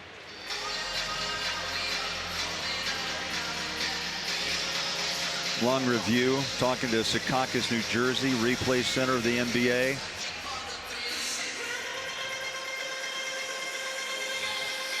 Like those lights have been flashing for quite a while. Here we go. Mark Davis is going to figure this out. Upon review, it has been determined that the ball was dislodged prior to any contact. Therefore, this is a successful challenge. Utah will receive their timeout back, as well as they have an additional challenge. Oh, George. The ball will be awarded to Chicago as they had imminent possession at the time of the whistle. So Chicago still might get some possession. It's kind of a win-loss deal, right? But you still regain a timeout and also a challenge. But George, you roll the dice, but he is very good at what he does. But no extra team foul on the Jazz, and Giddey's not on the line. And Chicago has struggled of late to score points. So I think it's a proper challenge. It's wise. It forces Chicago in the half court against a set defense right now to find a way to score. They run a play inside. Buzulis. And they're going to call that side out. Now one official will walk over.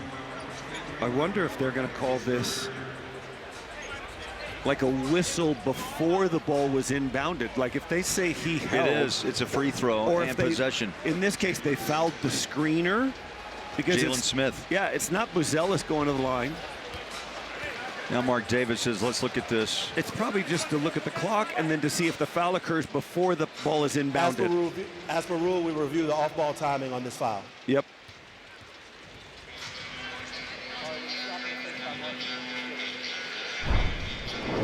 I'll send a new headset down for Mark, by the way.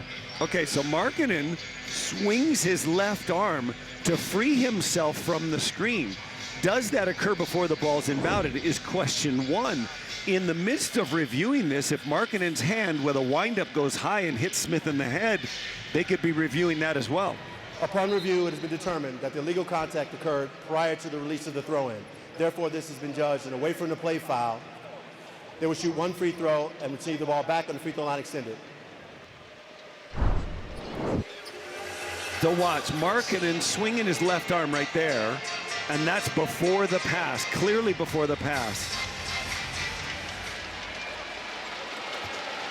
So 3 fouls on Lowry. Here's a free throw and possession Side out, Now, Chicago. I wonder why Kobe White was able to shoot that free throw.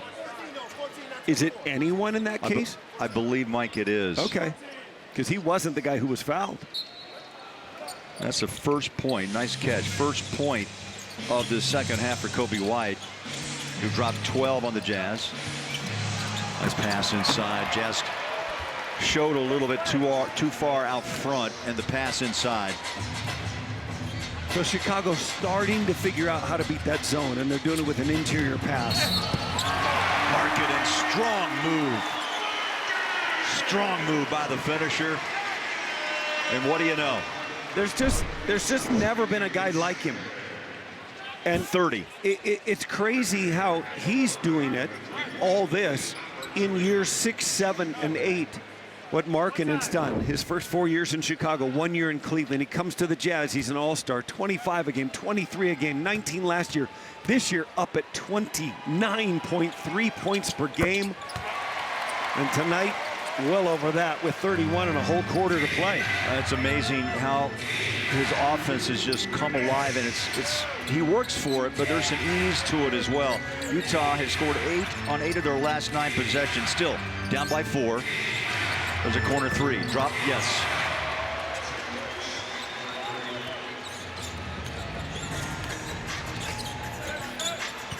Jalen Smith goes downtown for the 3 ball tonight. Oh, if you got big guys who can shoot. Inside, ball deflected. Cody takes it up strong. No, rebounded, no whistle. He tried to split 2 defenders. Now the other way, Chicago runs. Ball will rim out. And 2 shots on the way for the Bulls.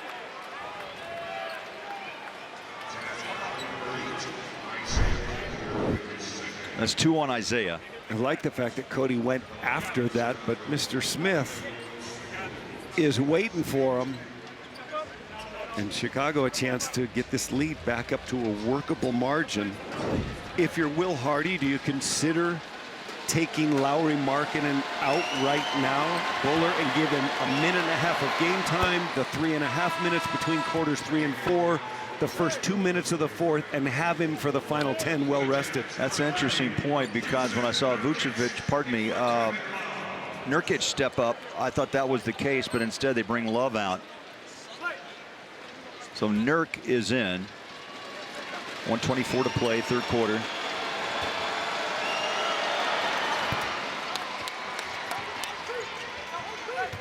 And a pair of free throws for Ayo Dosunmu. Played his college ball at Illinois. Here's Markkanen. Off the elbow, goes baseline. Good man-to-man defense. Markkanen spins, takes a step, back out, kick it around. Here's Flip. Shot clock rolls to 5. Inside, beautiful move. Filipowski. Mike scores for the first time since 2 buckets in the first quarter. Up and out, Flip with a rebound. Jazz with the ball down by 7 with under a minute to go in the third. Collier, quick as a whip, floater, count it, and 1. Boy, he got from one spot to the other, blink of an eye in the paint. He pushed that up. That's a harder shot than it looks. It's really a 7-point turnaround. This one did not look like a good possession, but Flip made something out of nothing. They get the stop at the other end, and Isaiah on the fly with a chance for an and 1. You're going to get 5 without Chicago scoring on the other end. The free throw allows you to set your defense. You get to the final minute of the third, and just like that, you're right back to within 4. Collier up on his toes, leans in.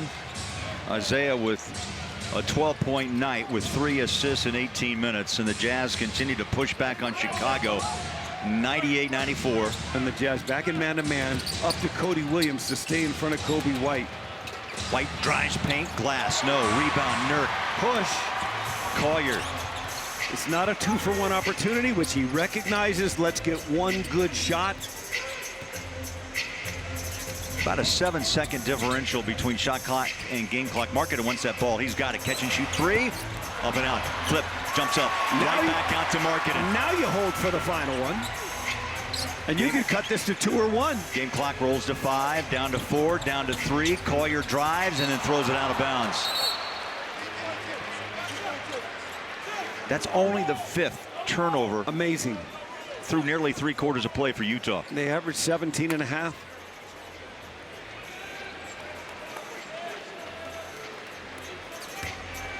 Giddey will give it a 3/4 heave.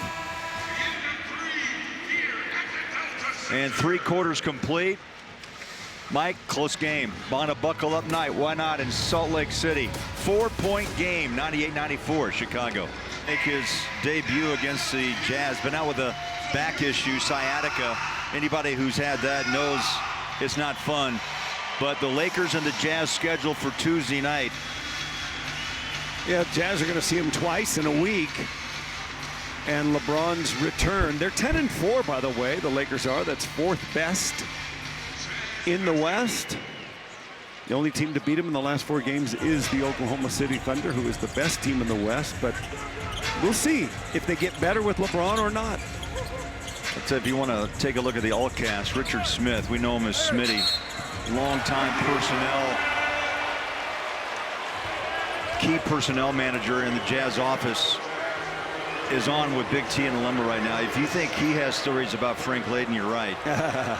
We celebrate Frank Layden family here tonight at halftime. Katie, Mike down on the floor. Barbara's here as well, and Scotty. Giddey straightaway 3, got it. Okay, so there's that major improvement. Chicago, a good 3-point shooting team. Giddey 39% this year is a huge jump, and the Jazz stay in the zone. We'll see how long they stay. Giddey was 17. Ace Bailey back on the floor, comes up short on the jumper. Sends a ball with a rebound back out to Collier. Dribble drive, quick, stops, push, short, rebound. Giddey and the Bulls. Mike Markkanen does start this 4th quarter, his 3rd straight 30-plus point game and 7th of the season. Unbelievable. Right, 7 of 30 or more, 40 or more twice. Bryce, rainbow shot. So needed by the Jazz. Their 12th make in 37 tries, but he needed one to go down because you're going to need him this 4th quarter. Sends about 2 of 4, 6 points in 7 minutes. Jazz wrestle for the possession. They've got it with Sensabaugh and Collier across midcourt. 10.5 left. 4-point game. 101-97. Ball stripped. They're going to call that off Markkanen. And Mike, this is where we go as we watch Bryce on the step back, where the Jazz growth is where what Will wants to see in a situation like this. Can you get stops and win games in the 4th? Of course, this is it. This is how a young team learns to win. Jazz were outscored in the 4th quarter, to my point, against Atlanta Thursday night by 10. What was the outcome? A 10-point loss. Yep. Now Chicago has their own 4th quarter demons. In 4 of their 5 losses, that's a block. They've been beaten by a star. Giannis Antetokounmpo, Donovan Mitchell, Wembanyama. The Detroit game was not really that way, but Jalen Brunson in New York beat them. There's 4 of their 5 losses in the 4th quarter where Chicago didn't have their star to step up and match it. So they got their own vulnerabilities, their own demons about 4th quarter losses in games where they've led. It'll be interesting to see how this plays out. The Jazz, of course, do have Lowry who can bring it home. Bucelis, the 3rd foul of the night, and Isaiah with a free throw. Markkanen gets the rest at the 10-minute mark, and Filipowski will check in. The Jazz continue to be an elite foul shooting team. 82.2%, 5th best in the league. How about Collier? 11 trips to the line. 14 points for Isaiah, 4 assists. Keontae 15. He's hit 4 of 4, and Markkanen is 7 of 7 from the line. Jazz extend that defense out front behind the 3-point line. Deep 3. Up and out. Nice job. Filipowski jumps in, rebounds a miss by Giddey. Jazz can tie this game or take the lead. Nurk holds it again. Palms that ball with the right hand. Collier around the screen, flips it out to Sensabaugh. 3's up, 3's down. And the Jazz work their way all the way back. 102 to 100. At one time, Mike down 15 and an 8-0 run. And he's the one you got to look to for offense. They're resting Markkanen right now. Outlet, showtime it. No, it's going to be a layup for Collier. This crowd has finally come alive. Timeout, Chicago.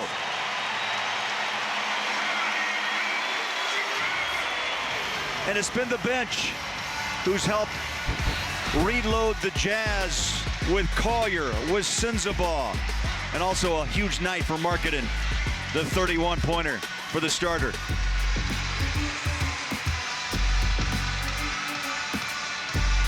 As coming back, 104-101. This is a 10-0 run.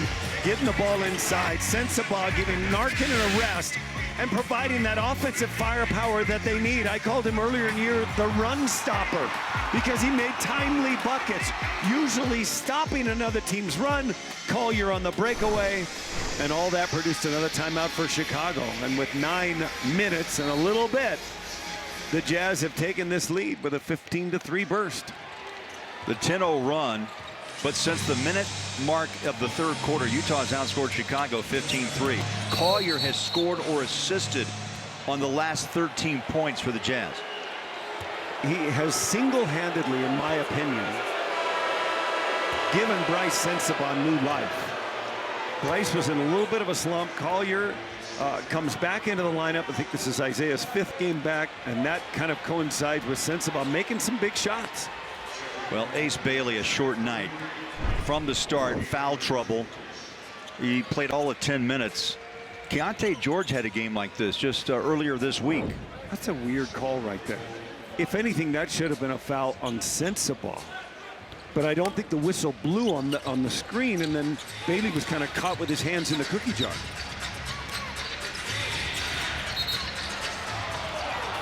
Could call a block. Official is right there on the spot, Mike. Maybe just still sliding to his left. Here's Ace, that 6th foul just a moment ago. Okay, so does Ace push Herder off balance, and that's where the whistle was? Absolutely. Good catch by our crew. So Ace's hands do push Herder, who then collides with Sensabaugh. It's the proper call. And as you said, Buller, tough night for him. Oh, no rhythm. You're in foul trouble. You're playing spot minutes. You can't get a shot rhythm. No, his last 2, he's averaged 21 points and 58% from the floor. He'd had 5 consecutive games where he had bettered his career high, but not tonight. That streak ends. And Jalen Smith, another 3. 6-point second half, sends the ball left wide open, short. It was like a step out of his normal range. He gets back on defense, forces a pass inside, and an easy gimme for Giddey. And just like that, Chicago makes their pushback up a bucket with 8:14 to play. 106-104, Chicago. Monster dunk by Ace Bailey. I thought he was going to go off for another great game. Foul trouble inhibited that. But watch the circus shot by Flip. He looks a little bit like a young Alec Baldwin. Maybe he was acting a little bit better. Good call. That's a good call.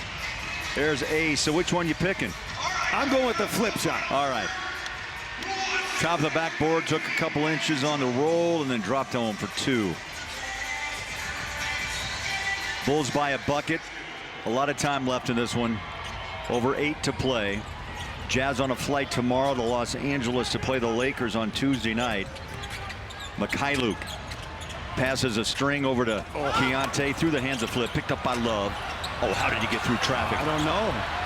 Jazz still fight. Sends a ball inside. Knocked down from behind. Love the hustle. Here in quarter number 4. Bryce will shoot 2. And it'll take plays like that from everybody. End of the game, 4th quarter. Shots are not going to come very easily. Love with a great job to get through. He almost makes this little flip reverse, but look at keeping it alive. Sensabaugh brought it to the defender. Absolutely a foul. I tell you, Love's still showing off some moves, Mike. 18th here. I know. 37 years old. Imagine the NBA all in one place. Made easy, Xfinity. Imagine that. How about all the guys still playing from his draft class? It's amazing. Russell Westbrook, Brooke Lopez, Nicholas Batum. Robin Lopez just finished last year. That's right. I heard him say that he thinks playing longer is going to be in vogue more in the league. Yeah. We're tied at 106. Rebound, lost by Filipowski. You gotta get that one. There was no box out. Giddy open for three, rolls out, Love cradles a rebound. That's 8 boards in 16 minutes for Kevin Love. Mykhailiuk goes to work, bounce pass, flips it up, and then got the roll off the back of the iron. Filipowski. Mykhailiuk delivers his 3rd assist. Jazz by a bucket. Long triple down the barrel. Buzelis. We're in for a show, Bowler. Oh, we got one. 1-point game, 7 minutes to go. 109 to 108. Filipowski, he'll drive inside left hand. That looked like that was on the ball downward flight, but instead it's a blocked shot. It was the young guy, Buzelis, and no whistle there. Those are a couple calls that don't go the Jazz way, but you got to play through. Okoro, who's been quiet, goes inside.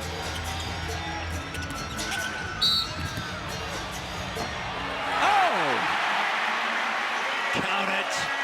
A little magic at Delta Center.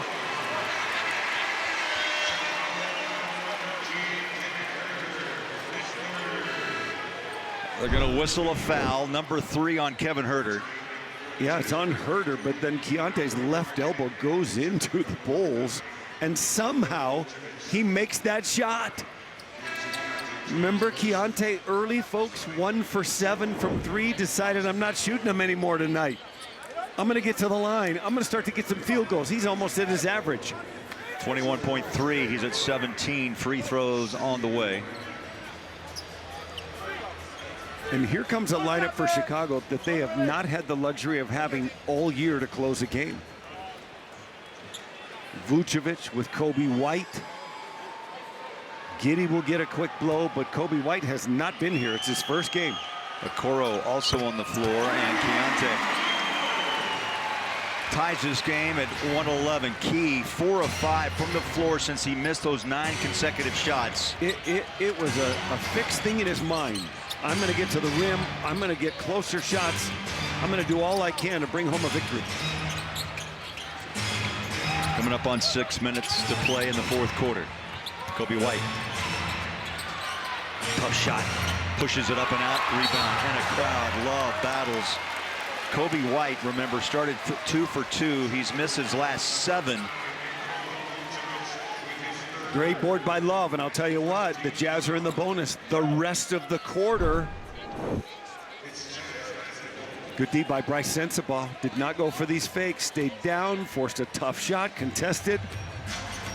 Bowler, Jazz will shoot free throws the rest of the way. Yeah, Chicago just picked up their 14th foul. 3 on Vucevic. Sensabaugh. Over the shoulder pass, Love. Quick pass to Svi. Inside out, ball deflected. Shot clock at 6. Sensabaugh drives inside. Throws it off to Markkanen. 3. Boy! When did he come back in? Markkanen snuck back out on the floor. You talk about their best possession, their best passing exhibition of the night. That was it. That's the energy of the ball we talked about. What a pass out, and Markkanen was ready. 34 in his pocket. I'm telling you what. Like calling upon his softball skills. That's a sidearm slinger to one of the great marksmen there is. The Jazz have knocked down 14 of 40 from 3. Mike, there's been 81 3-point attempts in this game tonight. And now Will Hardy and Mark Davis. Mark just turns and walks away.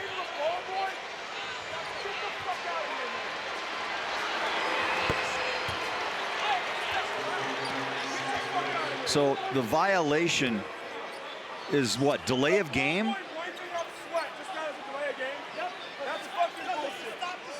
I could read those lips. He did not agree with the call, let me say that. So Kobe White hit that technical free throw. 14 for White. Deep is the big man. Back and forth we go. Vucevic.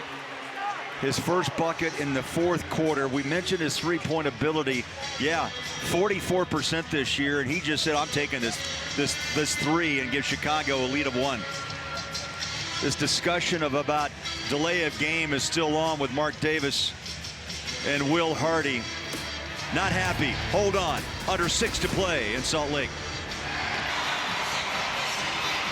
Will Hardy made his feelings known about the delay of game just a moment ago that gave Coby White a free throw. And then followed by a 3 by Vucevic. Still a 1-point game, 5.5 to go here in the fourth. 115, 114. Chicago's lost 4 in a row. Markkanen, he was just making his turn. It doesn't matter, right? They're over the limit. They are. Free throws. And so it's a beautiful team foul 5. Yeah, it's a beautiful call by Will Hardy. Let me have Kevin Love in the game for this one possession because I'm going to run Markkanen on a back screen, and when they switch it, he's going to turn and post in the paint, and they can't stop him. And as it is, they foul him, and he gets 2 free throws. Okoro picked up his second foul.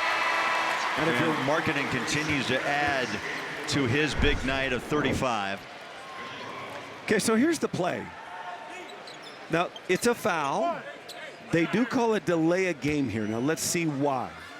It's because the Jazz guys come out to mop up the sweat. And Mike, in my opinion, that's again, to prevent injury. It is. That's going to go deep into the playbook, the rules book.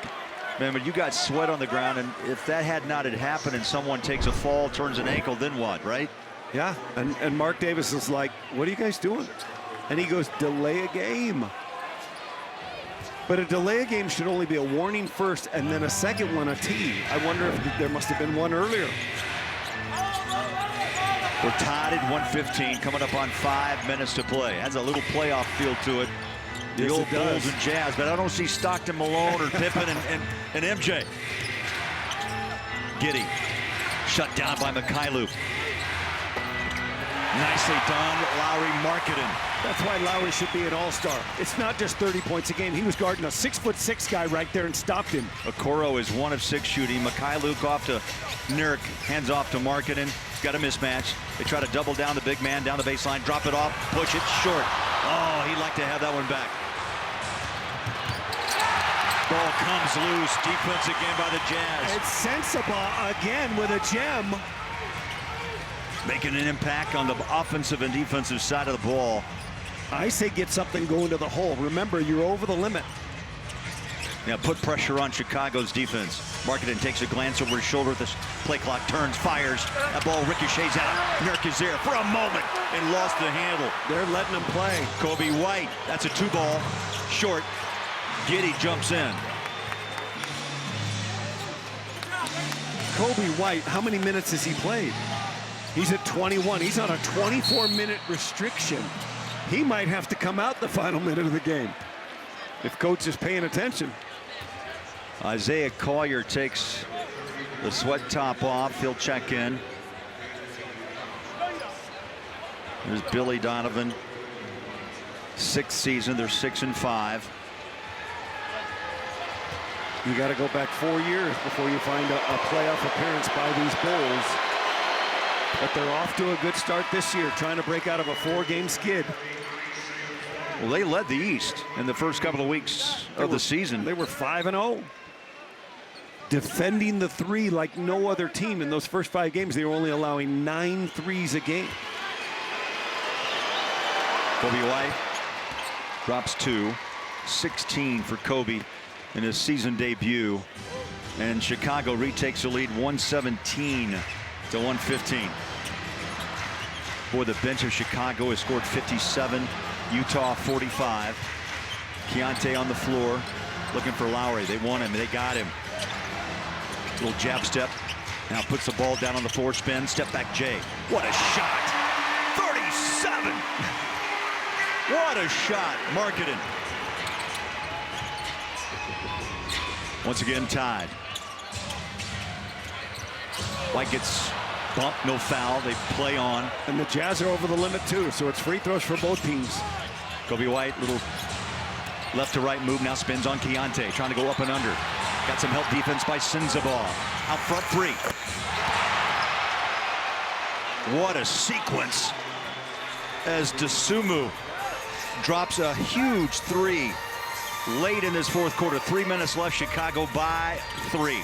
Markkanen looking for 40, got it! Wow. 40 back to back for Markkanen. Markkanen. All 6 now of his 40-point games in his career in a Utah Jazz uniform. What a clutch bucket. We're tied at 120 as we hit the 240 mark. And like I said, the Bulls have not had White, Giddey, Vucevic on the floor in a fourth quarter anytime this year. Out front to Giddey, passes off, Kobe White. Oh my, what a three-point showdown. And what a game. 85 three-point attempts put up tonight. Plenty of time, you just got to stay with it. You know they're looking for Lowry. I would not be surprised if Sensabaugh gets a good look. Keyonte George inside left hand. One bouncing out, no call. Now the Jazz have got to think about defense. 2 minutes, coming up on 2 minutes left, down by 3. They roll it inside, blocked by Markkanen. That's the defensive stopper that you need. How does he do it? How does he do it? Like, here's Lowry making this shot, this turnaround against a 6'5" guy, but well contested. And of course, this 3 puts him over the 40 mark, and at the other end of the floor, he's blocking shots. Tell me he's not an all-star this year. Game 13, a beauty for Markkanen. Jazz are 4-8, Chicago 6-5. Jazz trying to finish off this homestand on a high note before heading out to Los Angeles. Giddey jumper, no, rebound. Nurk hands it off. Keyonte front court, under 2 to play. He'll go inside, flick the wrist and score it. Really good decision. Like he saw, it wasn't really 3-on-2 or anything, but he knew Chicago wasn't set and he got to the rim. How about Keyonte making up his mind to get to the rim? And he has 20 in his pocket. Averages 21. Wide open triple right in front of the Bulls bench. Not this time. Rebound Collier. We're coming the other way. 1:25 on the clock. Collier walks it across midcourt.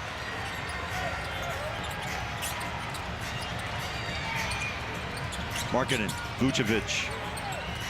Spying Isaiah Collier. Here they off to Keyonte. He'll go to his right. Step up, jumper, away. Splash! When you make layups, it opens up your mind. You think you can shoot.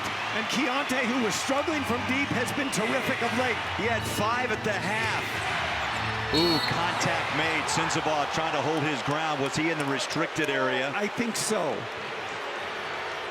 But how about these 2 plays by Keyonte to give the Jazz a 1-point lead?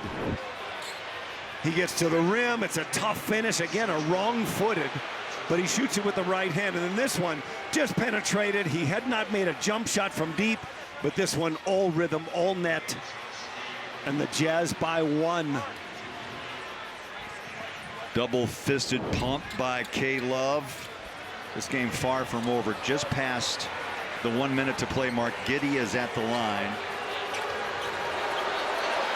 Can't say enough about Markkanen's performance. 6th career 40-plus point game, 3rd of the season. If you do it right from this point on, it will be 2 possessions each. Does Sensabaugh get over? No, he's clearly in the circle. His left foot is below the line. Give him credit. He's been playing D tonight. It's been an emphasis for him from the coach. Absolutely. I'm glad you said that. And Giddey puts Chicago back in front by 1. So it should be two attempts for the Jazz, 2 attempts for Chicago.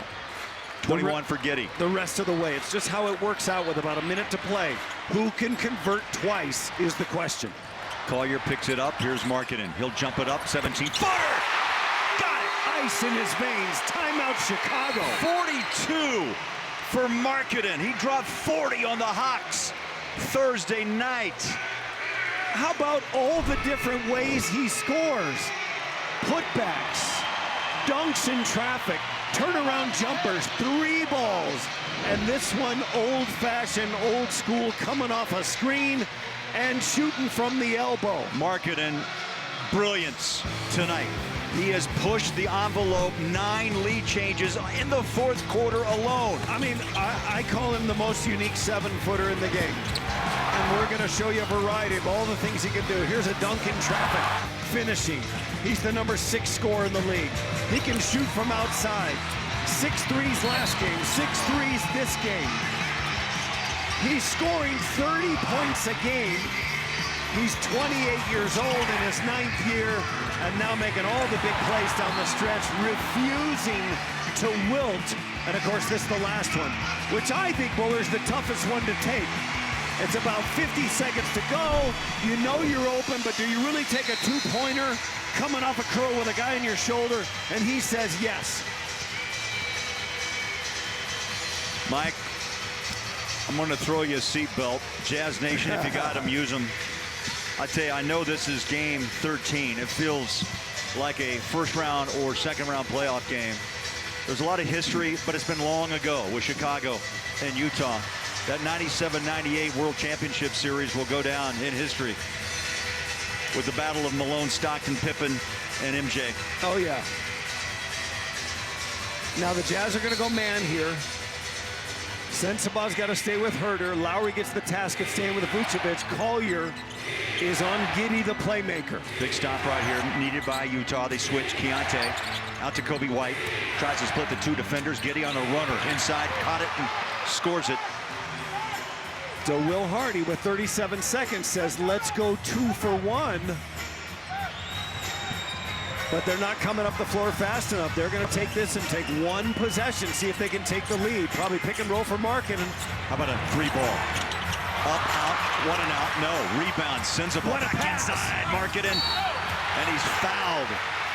Hey, I'll tell you what. Bryce Sensabaugh. Where did he come from? He's backside. made some game-saving type plays. Defensively, his 2 threes in the fourth quarter. That offensive rebound, look where Sensabaugh comes.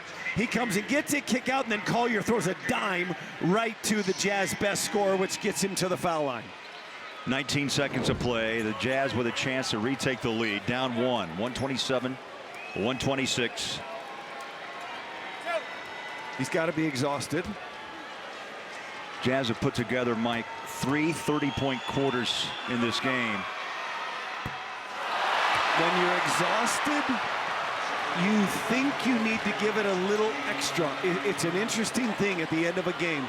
It's why you have kids practice free throws when they're tired, because you're breathing heavily, adrenaline is flowing. And if you miss the first one long, Bowler, I always think more arc on the second one. And that difference of an inch probably results in a swish and a tie game. Nurkic comes out, Filipowski on the floor, and we're tied. Miss one, make one. And you can tell Markkanen, he has used the tank, but he needs just an extra push here for the final 19 seconds. And Mike, overtime, always a possibility, but Chicago will have the ball, shot clock off, 19 seconds to play. Thoughts that come to mind, the demons that Chicago's faced. They've had 3 or 4 fourth quarter collapses. It would be really hard to swallow another one where they've led by as many as 15 in this game. Next thought that comes to mind, you are over the limit, you cannot foul. Chicago does not need a 3. They just need to hold it for the final shot. Next thought, make sure you box out. You do not want to get beat by a tip-in because you missed an assignment. And my final thought is, do you bring in defenders? Do you bring an Elijah Harkless in, who Will Hardy told us before the game is his lonely born defender? We'll see. Stick around. Oh, so much to talk about tonight. Tim Lacombe, Lauren Green upstairs on the Siegfried and Jensen post-game report. Highlights, player interviews. We'll hear from Will Hardy and so much more as the Jazz wrap up this 4-game homestand and a thriller against the Chicago Bulls. So no real changes. Svi Mykhailiuk does come in for Sensabaugh. There's one defensive change. And Svi's a very good on-ball defender. He's sneaky good athletic. Markkanen gets Vucevic. Herter will inbound. Here we go. 19 seconds left. Most dangerous guy, Kobe White. They want Josh Giddey, picked up by Isaiah. They spread the floor, 4 players down along the baseline. Now the clock runs. They're going to play, of course, for the final shot. Down to 9, down to 8. Giddey inside, out, flick of the wrist, no. Tapped up, no. Rebound, Filipowski. And Will Hardy immediately called a timeout. The Jazz players did not signal for timeout. Will knew they had one. There should be some time put back up on the clock. He's staring at Mark Davis. They've had some, let's say, they haven't agreed much tonight. The question is, did he call timeout before the Jazz player put a dribble down, because if you grab that rebound and call timeout immediately, you can advance the ball. If not, if there was a dribble before the timeout was whistled and it was easily called by Will Hardy to one of the up-front officials, then the Jazz might have the ball in the backcourt. 3.2 seconds to play. Mark Davis is talking to the scorers table. Doesn't have a headset on.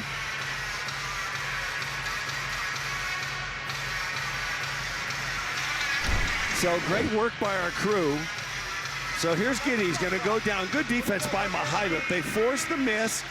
Rebound is secured right now. When do they call timeout? Will Hardy's there at half court. It's about 3.2 or 3. They put it to 3-2. I thought it was 3-4.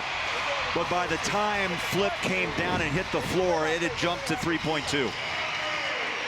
And Mike, as you know, in the NBA, that extra second and change a lifetime. Yeah. By the way, Chicago out of timeouts. The Jazz have one more. So in the event they don't get the play they want, they don't get the cut or the opening, they could still call another timeout. Nurkic returns with Mykhailiuk, Markkanen, Sensabaugh, and Keyonte George. Yep. Key and Lowry, by the way, have scored the last 19. Markkanen 12, George 7. Be careful if you're Nurkic. You don't want this ball tipped by Vucevic. Make sure it's a solid pass. All right, here we go. Nurk inbounds. Keyonte, fall away Jay. How about overtime on a Sunday night? Well, it was an early game, so I'm game. Let's stay. Play on. Heck yeah. Good look by Keyonte, falling a bit to his right. Never really got a good look. We'll play 5 minutes of OT, and we're tied at 127. Mike, these are the moments Will talks a lot about. Young teams under pressure. Jazz did win the fourth quarter by 4, 33-29. A great job by this young Jazz team. I thought Will Hardy coached a masterpiece in the fourth quarter to come back, counter him bucket for bucket, and guess what? We got more ball. Damn.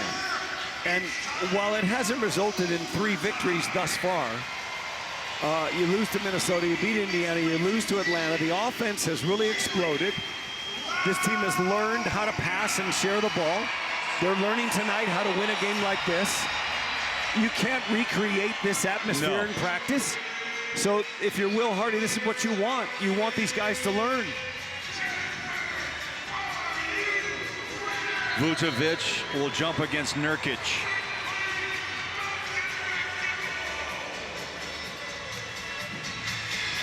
Five minutes of overtime. By the way, 2 timeouts to each team in the overtime, and 3 fouls is now the limit before free throws.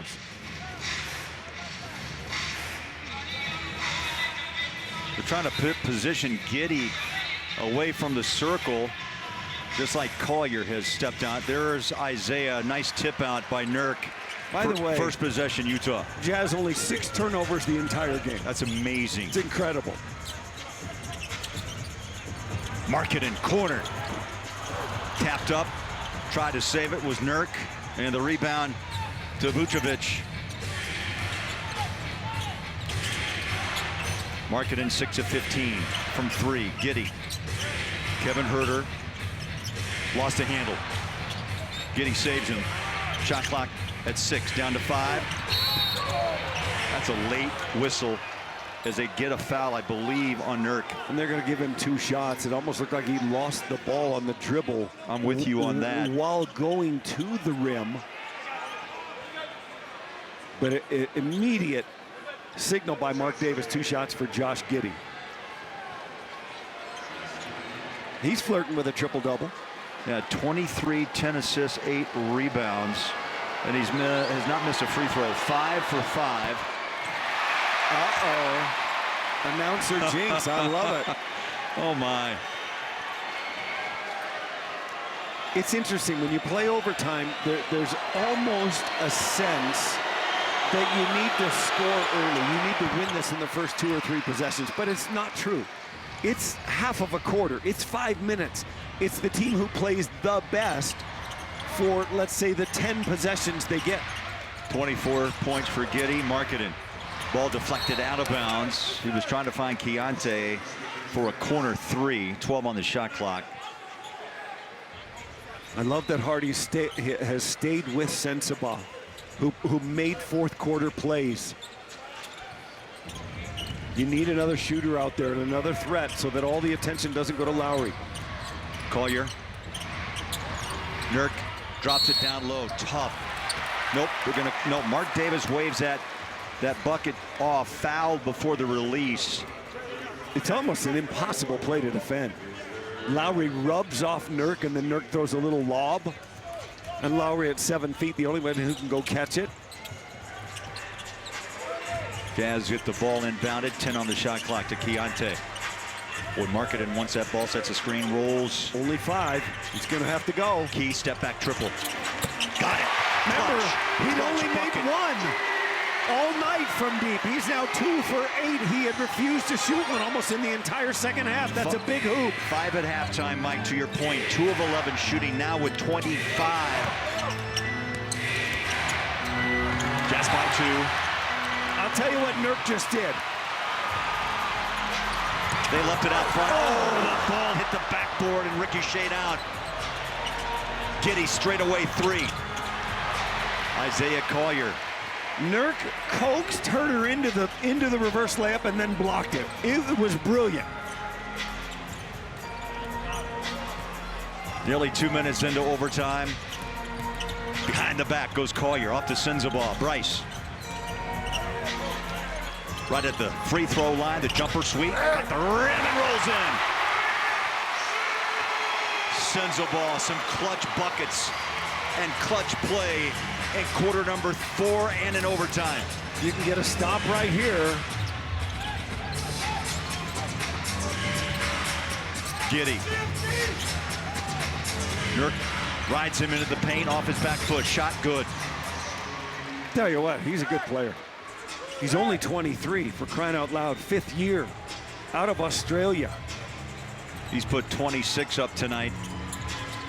Yeah, I think he's found a home in Chicago. His Yes, style, the indeed. ball is in his hands so much more than it was in OKC. Markkanen jumps up a shot, tapped up and saved along the baseline. That was a terrible decision by Herter. I don't know if he's waving to his teammates like, why did you come out and help me? Well, Herter shouldn't have saved the ball for one, and he shouldn't have jumped. There's that great Keontae 3. And here about Bryce. He almost stumbles. You're going to give me a 15-footer? Don't you know I'm Bryce Sensabaugh? Fresh 24 up on the shot clock, coming up on 2 minutes left in overtime. 132, 130 Utah. Markkanen thought about it. Yeah. He's got plenty of time. 10 on the clock. Goes up against the big man. Vucevic drives inside. Tough shot. Wow. Come on. Come on. What was that? I've never seen him shoot one like that. Off balance. He goes for 45, and the lead is 4. Little hook shot. The old Kareem way. Vucevic.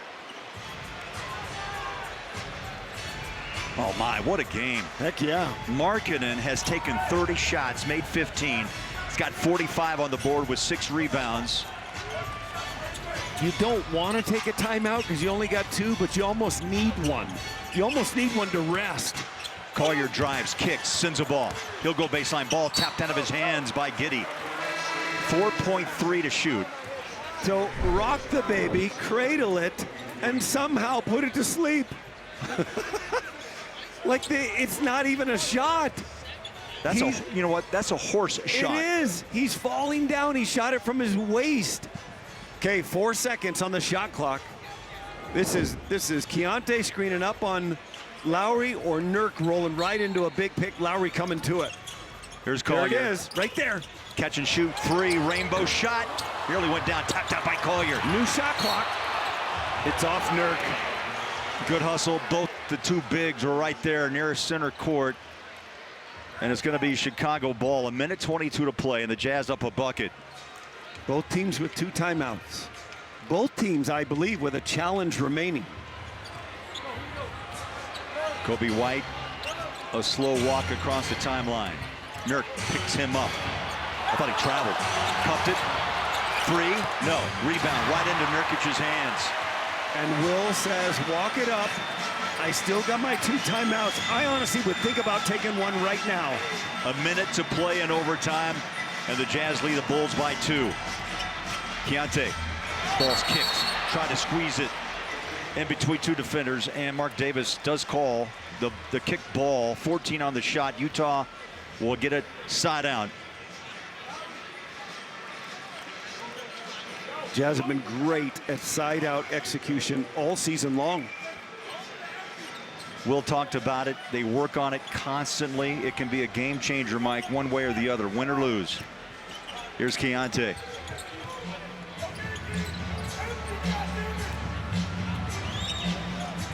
Once again, probably 2 possessions each the rest of the way. Mark it in one space. He drives. Keyonte. And a foul. George. That he put his shoulder down, and he's also gained some strength from last year, and he's on that line that Will talks a lot about. Don't search for a foul. Take it, attack, and get to the line. It's what he's done the entire second half. Create that contact. The foul goes on Buzelis. He almost makes the N1. But I'm telling you what, remember in the first half, Keyonte was 2 out of 13. He was 1 for 7. There it is. Look at the second half in overtime. He's come to life. 20 in the second half. Make it 21 on the clutch free throw. And the #1 foul shooter in the NBA. He's at 92% and averages nearly 7 free throw makes a night. He's got 20 or more for the 6th time this year. He's got 4 more games of 18 or more. 2 clutch free ones. And Billy Donovan will use a timeout. The Jazz by 4 with 43.8 on the clock in overtime. You know, the growth of Keyonte is on display, Mike. A rough start. I think in the past you hide your head and say maybe next time, but not tonight. You know what? He spent the entire summer not only working on his body and his skills, but he worked as much on his own leadership and his maturity and his ability to take the reins of this team and lead. And I think last year, after a rough start, he doesn't have a bounce-back second half like this. This has been remarkable. And when I say determined not to shoot a 3 and to take it to the bucket, he started 2 out of 14. He's 7 of 10 since. He's calm. 43 seconds to go, and you know, game 13 of year 3, and the kid looks like a winner. You know, that's a great look inside that Jazz huddle. The focus, Mykhailiuk, determination. He never really breaks character. That's who he is, Mykhailiuk. And Keyonte, uber focused. Markkanen, terrific night. He'll return. Sensabaugh as well. Markkanen, his 3rd career 45-plus point game. And amazingly, his 2nd of this very young season. Great recap right there. 2 timeouts for the Jazz, 1 for Chicago. Both teams have their challenge.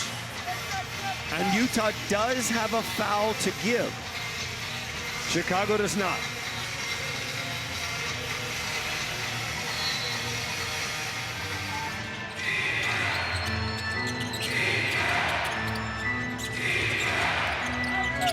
Here's Kobe White between the legs, guarded by Markkanen.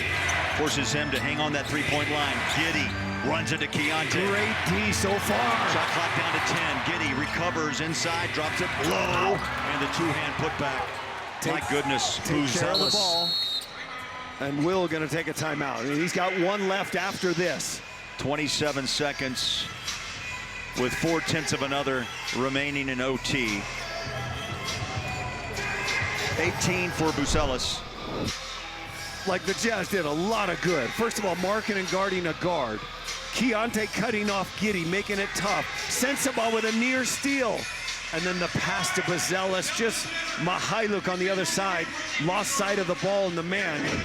But overall, a great attempt by the Utah Jazz. They still lead it by 2. You got a score here? They've taken care of the ball extremely well tonight. Just 7 turnovers. And just 11 points off those miscues. So ball control, #1. obviously inbounded.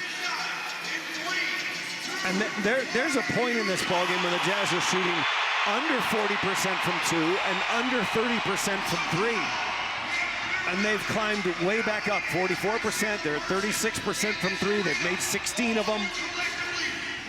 But amazingly, it all comes down to like one possession. If you can score here, you're likely to win. If you don't score and you can get a stop, you're likely to win.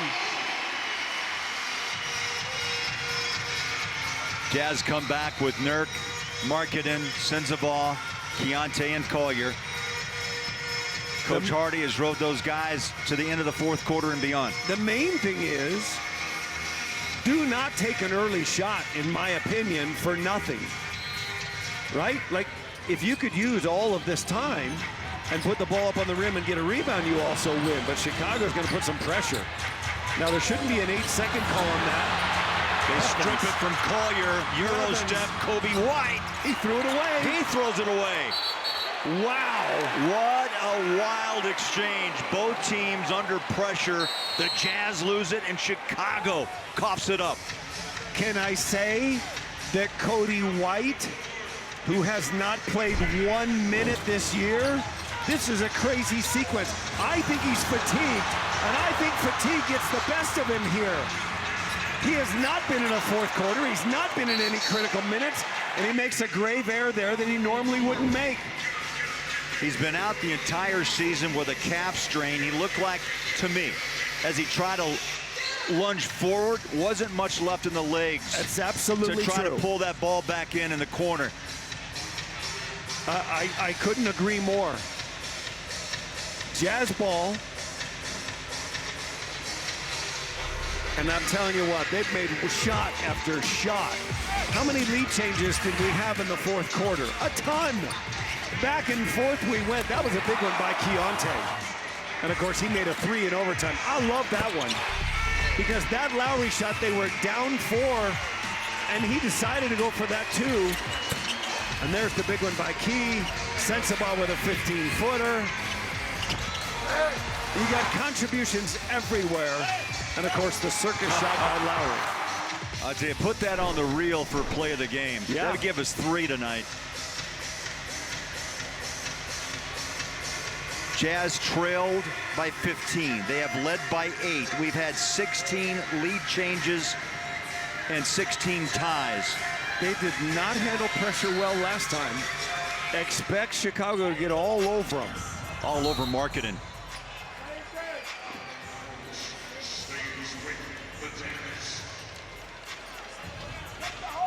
Now they'll put Nurk as the inbounder. How about Sensabaugh? He's played the entire fourth quarter and in overtime. If you're Chicago, you're going to try and pressure for about 4 seconds. Knocked again out of bounds. And see if you can create a steal, a mistake, a bad pass. Then you're going to play the foul game. But they only have 1 timeout left. So they know what they're going to do right now because they want to preserve that timeout for later. Okay, this time they do say, oh, they got a jump ball. They got a jump ball. Wow. Kobe White on top of Keontae. They collapse 3.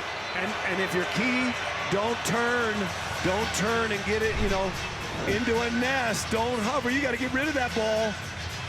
Good job by Buzelis and Vukovic not to foul. And Kobe White atones for the previous mistake and gives him a chance. Nurk will come out. Mikhailuk checks in. It'll be Kobe White and Keontae.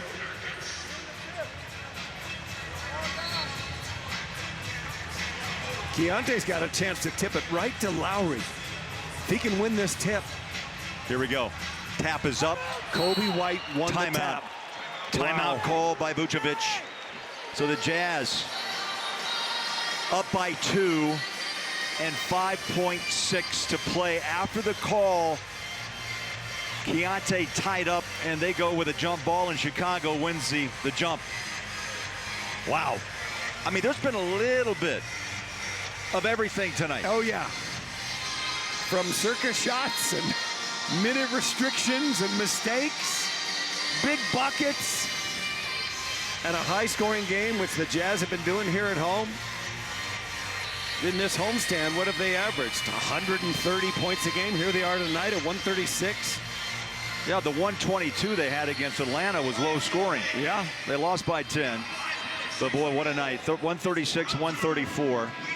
Now keep in mind that both teams have a challenge remaining.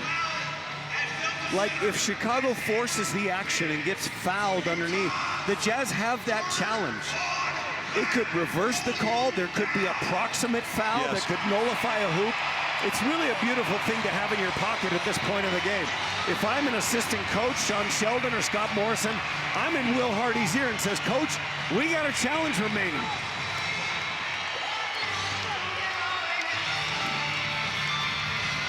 Mike, I'm guessing that Billy Donovan will take the best shot that is allowed or given. Yeah, 2 or 3. Absolutely. You'll take the open shot for the win or the tie. Giddey to Coby White. They got to go a long way in a short period of time. Coby against Markkanen, drives inside. He somehow made that. He somehow made that shot. Markkanen, we're going to double OT. Ooh. 136. Both teams scored 9 in the overtime period. And this crowd, you can hear the buzz. I don't remember a layup shot that hit the backboard and the bottom side of the rim and trickled home. Give him credit. He somehow over Markkanen is going to hit the backboard, the bottom side of the rim. Wow. And You're it right. crawled over. You got the 2010 vision there, Mike. My goodness. Yeah, you're right. That's unreal. If you don't think he had fatigue, he's got no lift. He's only supposed to play 24 minutes. And somehow that ball's going to stay home. He's at 27 minutes now. So many times you see that ball hit and drop straight down. What a night for Coby White. 136. Markkanen. So first possession in double overtime to Giddey. Former number 6 player taken out of Australia. There's a drive inside, finger roll, around and out. How about Sensabaugh? Reaches up, takes that ball down as Buzelis, what I thought was going to be an easy one down low. Here's Collier. How much does Lowry have left in the tank? He's going to turn and shoot over Giddey. They draw a double. Now corner. Sensabaugh 3. That's why you have an extra shooter on the floor. Ace Bailey fouled out. Will Hardy turns to Sensabaugh, and he's delivering. It all makes sense. 139 to 136. And on Frank Layden night, wouldn't Frank want us to keep going? He'd say, let's play ball. The great late Frank Layden. Foul. Off the ball on Lowry again. Buzelis. Again, it takes 3 fouls for free throws. 2 timeouts given to each team. But I love this. Lowry recognizes the double team. There's the hockey assist, and then the dime by Collier. And of course, Sensabaugh knocks down his 4-3, 8 assists for Isaiah. And Buzelis just fouled out. That's his 6th foul. Ace Bailey, the rookie out of Rutgers, fouled out earlier in the second half for the Jazz. Did they go to, they're coming here back. he comes with Coby White. Wow. Well, forget the restricted minutes. Yeah, forget what the trainer and the doctor say. Bulls have lost 4 straight. Donovan wants a dub, but we're in double overtime, and the Jazz by 3. Yep.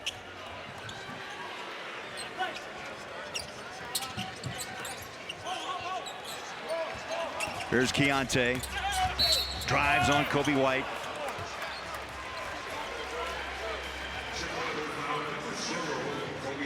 He'll be side out, no shots. But 2 quick team fouls on the Bulls, so free throws the rest of the way for next 4 time. minutes. Jazz have control with George on front. Nurk.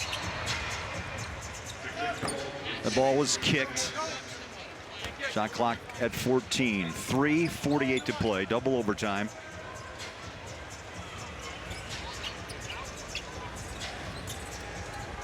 This game now, Mike, is nearly 3 hours old. Wow. Yeah.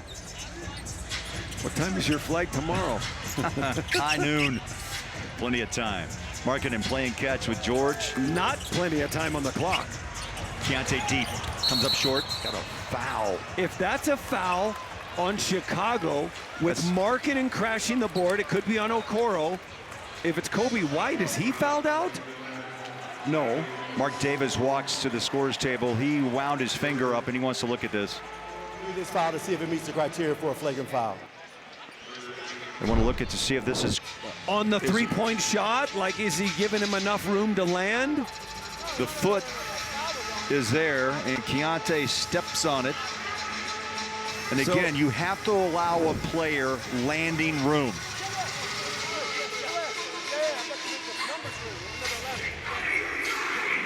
It looked like Mark Davis is looking at the three, but the referee down in the left corner of your screen is calling, he's blowing the whistle. He's looking at the basket. That looked like a loose ball foul called on Okoro. Mark Davis looking at this. He does land on his foot for sure. It's not flagrant by any stretch, but it still is an invasion of your landing space, which Again. would be a foul. Again, you have to allow the player a spot to land. But Okoro is shoving Markkanen, and it feels like the referee down below, left side of your screen, is the one blowing that whistle. Could they look an approximate foul? Absolutely. Yeah. Under review, brought to you by Aptiv Pest Control. See Okoro shoving Markkanen while in the air going for an offensive rebound. Now the three ball occurs, it's off in time. He does land on his foot. I don't see Mark Davis ever signal anything about that, even though Keontae's reaching for his ankle. But watch Markkanen. So Markkanen's going for the rebound, and Okoro's late getting to him. He's going to shove him. Got a shoulder push and a little hip push as well. And so maybe the look for a flagrant, are they saying that while Markkanen is airborne, it's not really a basketball player, or he's vulnerable? Sometimes when a guy's Upon airborne, review, it's been determined that it is not a reckless closeout by the defender. It's a common foul. 3 free throws will be shot. they called a foul on Keontae's shot after all that. After all that, the bundle of players in the paint, it's 3 free throws for Keyonte. And who would you rather have at the line? I'd put Keyonte or Markkanen in there, but it's going to be Key, who, by the way, as you talked about, 92% from the line this season. Well, that's a great catch by the lower official. And it's the right call, of course. Crowd goes quiet, the first of 3 for George, third year out of Baylor. I always felt like the first one was the hardest. And I always felt like the first free throw, if you hadn't shot a bunch, was, you know, the most difficult. But once you made one, you're like home free. You got it dialed in. Yeah, it's focused. You can feel it. Like second is good. I tell you, Mike, this game for Keyonte is a game changer, maybe a career game changer in confidence. 5 at the half. He has a chance now to make it a 30-point game in double OT. It's certainly a game that Will Hardy can pull aside and show him and say, a year ago, you wouldn't have responded like this, and today you're a different guy. And today you reacted like the leader of this team on the floor. 30 for Keyonte, 45 for Markkanen. The lead is 6. A lot of time. How about 4 on a little gimme down in the paint? So that was miscommunication by Keyonte and Nurkic, but there was no help from the weak side either. So a Jazz blunder gives them an easy one, still lead by 4. Almost forgot about Okoro, Mike. He's 2 of 7, 37 minutes, has not been involved in much of the offense, if any. And we got a foul now. Is that on Kobe? Yes. It's his third, I think. Okoro, primarily a defender. I know he was a high draft pick, right? In his 6th year now, 24 years of age. But they continue to go with Kobe White. And here, the fact those 2 early fouls in the second overtime put the Jazz really in a great position to shoot free throws the rest of the way and gather these points. Markkanen, 46. The Jazz have hit 32 of 38 free throws. Wow. Chicago, 26 of 28. Wow. Both teams have only missed 8 free throws the whole night. Out of 66, that's a ton. 47 for Markkanen. Kobe White lowers his shoulder, drops one up and around Nurk. Kobe just had that half step on the big man. And lots of time left. Like there's still 2:30 plus in a 4-point game. Keontae George fires up a three. One bouncing out. Giddey, the rebound. Jazz holding on to a 4-point lead. Bulls into front court. Try to screen out Collier. Herter's been quiet too. Giddey looks inside now. Left to right dribble against Senza ball. Drives it up. Scoop. No. Off the glass. Picked up by Markkanen. That's 7 boards in 44 minutes for Lowry.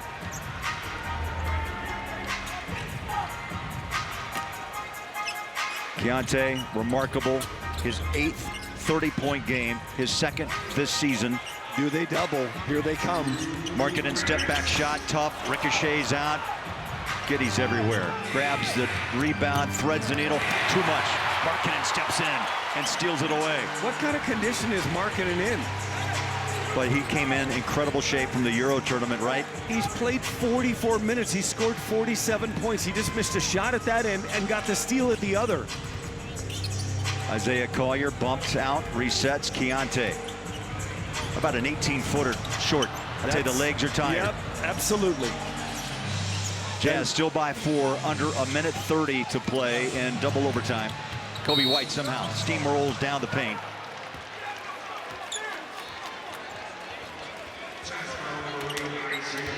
Isaiah Collier will pick up the foul.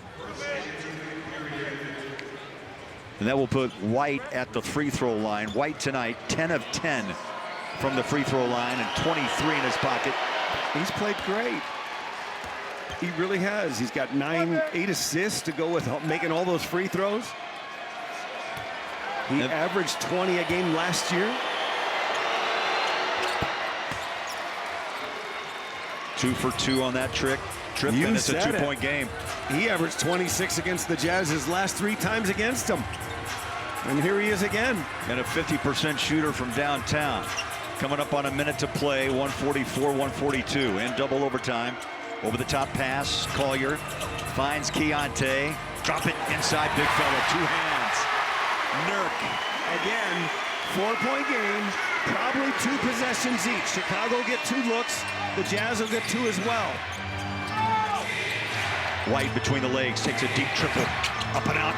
Who's got the rebound? Chicago. Giddey fires a strike. Another 3, splash it down by Vucevic. The worst of all worlds for the Jazz, the best of all worlds for the Bulls. 2 possessions remain for Utah, 1 for Chicago, but it's a 1-point game. He showcases that 44% shooting from behind the arc. Markkanen takes a glance back at the shot clock. 7 down to 6. Lowry with 5, takes a bump, the 3, straight away. Up, out, Nurk with the rebound and a foul on the floor. He'll shoot 2 anyway. They're over the limit. Great board by Nurk. You needed this board. Reminded me of the Boston putback for the win, using his girth.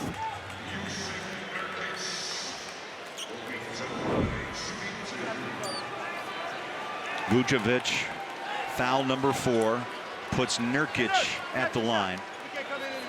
Billy Donovan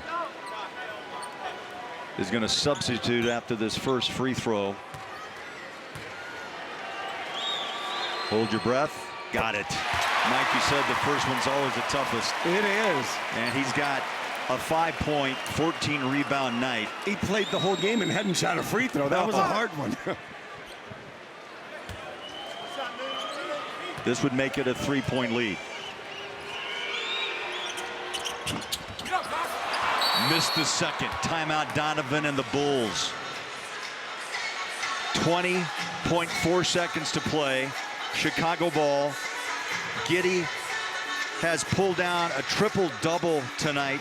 Kind of not quietly, but away from all the excitement. His 21st career triple-double after he grabbed that other rebound.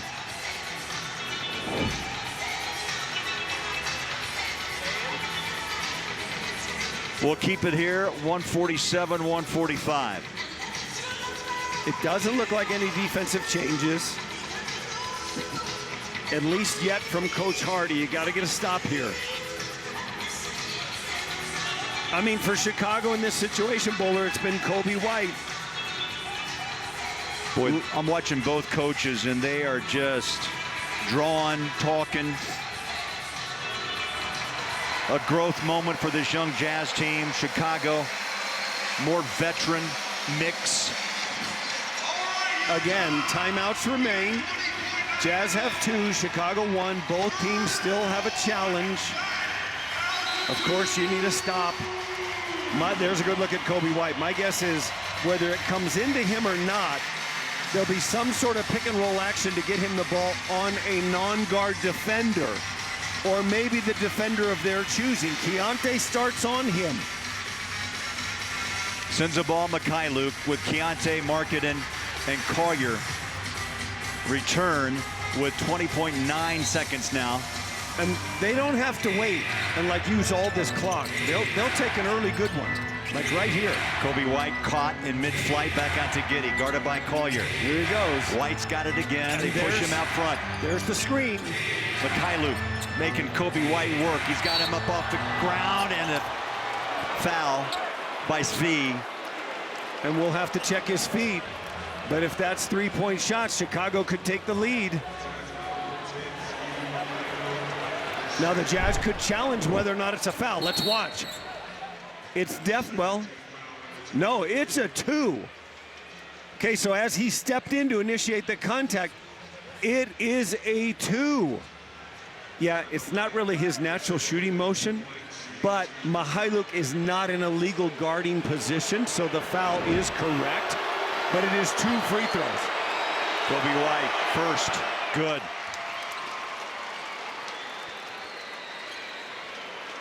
.26, he's 13 of 13 from the line. Make or miss, Jazz are going to call timeout. Sends a ball, comes out. What a game for this kid. His first game all year. Coming back from a calf injury, ties this game, 147 apiece, but 8.4 seconds. The Jazz will have the possession, trying to get a win at Delta Center to go 2-4, 2-2 on this homestand.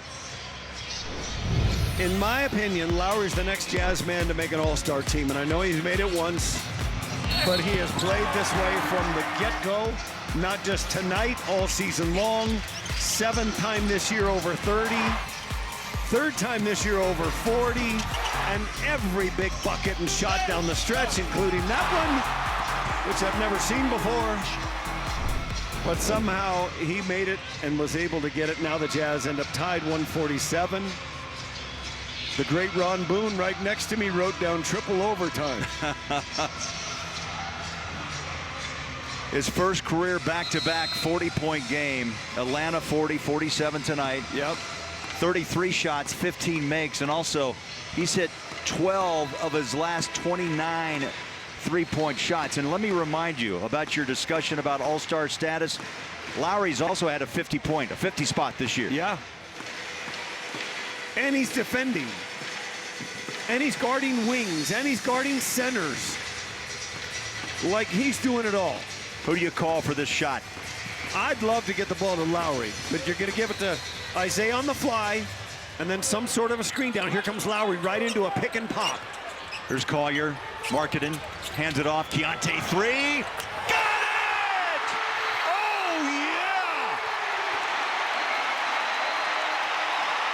Timeout, Chicago. 0.8 of a second. Markkanen, you thought, would be the marked man. But Keontae, what a comeback from a second half of struggle. He knocks down the triple and has 34 in his pocket. Remember, he started this game 2 of 14. He was 1 for 7. And he shot this one like he had been 6 out of 7. Nothing but net. Keontae with a big, big bucket. Oh, yeah, you can celebrate that one. Collier and George taking the Jazz home, but still, hold on. 0.8 of a second. Mike, in this league, you know, an inbound, a bounce, and a shot. Yeah, there's plenty of time, right? You need .3 to catch and shoot. Anything less than that would have to be a tip. The biggest guy I'm concerned about is Vucevic. And my guess is he'll pop up. He just made their last three. He'll probably pop up for a guard. They'll run him off. You'll react to a Kobe White or a Kevin Huerter, and Vucevic will probably step to the ball and fire. That's my guess on a night when Vucevic has made 3 threes. But how about on a night when Markkanen scores 47, Keyonte could be the star.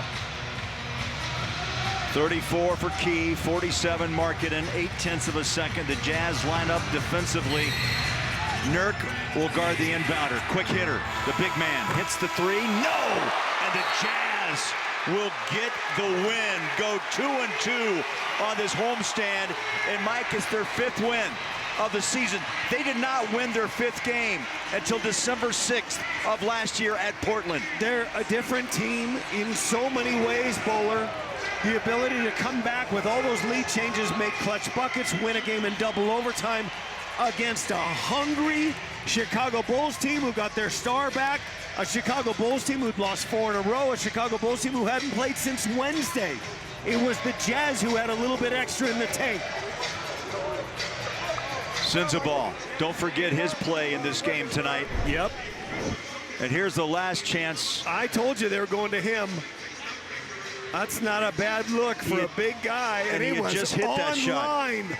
Holy cow. And upset with that miss, Vucevic, who had knocked down that triple just moments ago, comes up short in the Jazz. Incredible night.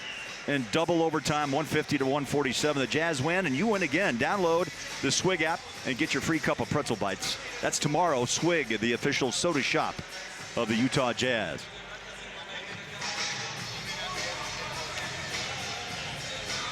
Well, that was fun. Oh, my goodness. We're trying to huddle in Keyonte and Lauri Markkanen right now with Lauren Green. So let's send it downstairs. A couple of big starts tonight, LG. Well, we got to start, I think, with Keyonte, 34 points. But can you walk me through that dagger to finish double overtime here tonight against the Bulls? I mean, Coach drew up something, and, you know, we was talking about down the stretch, just executing, man. I mean, Zay found me in the pocket, and, you know, I let it go. I mean, the last 2 shots that I shot was kind of short, so I knew I was due for one at some point. And Lauri, you have 47 tonight. It's your 6th 40-point game in your career. You've done it all in a Utah Jazz jersey. How special does that feel? It's cool, but nothing like playing in front of the home crowd, and this is so awesome, yo. You guys keep going, and we try to do our best. One of your teammates, Bryce Sensabaugh, came up big in the 4th quarter and in the 1st overtime. What did you think about his performance? What'd you say? I'm sorry. Bryce Sensabaugh's performance at the end of this game. What did you think about his performance? I mean, yeah, Bryce he stayed ready. I mean, his time came tonight. He makes big time shots, big time plays. I mean, even on the defensive side of the ball, getting stops. You know, Bryce is big for us down the stretch. So, you know, Bryce really impacted the game a lot tonight. You're big for us and down the stretch, man. And Lauri, 2 overtimes is tiring for this whole entire team. How did you feel like you all dug deep to get this done and finish this homestand off with a win? Yeah, it's a special group. Just it's not easy to dig down, and when it gets hard like that, and it's a long game. Things didn't go our way in the 1st and 2nd overtime, but we fought through it, and but we made some big plays down the stretch and got it done. So thanks to this game. Lauri Key, thanks, congrats. Mike, amazing game tonight for this very young Jazz team. A growth moment, 47 for the pro out of Finland. The finisher with 47, and Keyonte officially with 33. And I tell you, to pull himself together after a 5-point half and lead this Jazz team down the stretch, remarkable. The fans keep falling in love with this team, and the team keeps giving them reason to do so. This was a fantastic way to cap off this homestand. Key started 2 of 14, finished hitting 8 of his last 13. The Jazz in double OT. They get the win. After the break, stick around.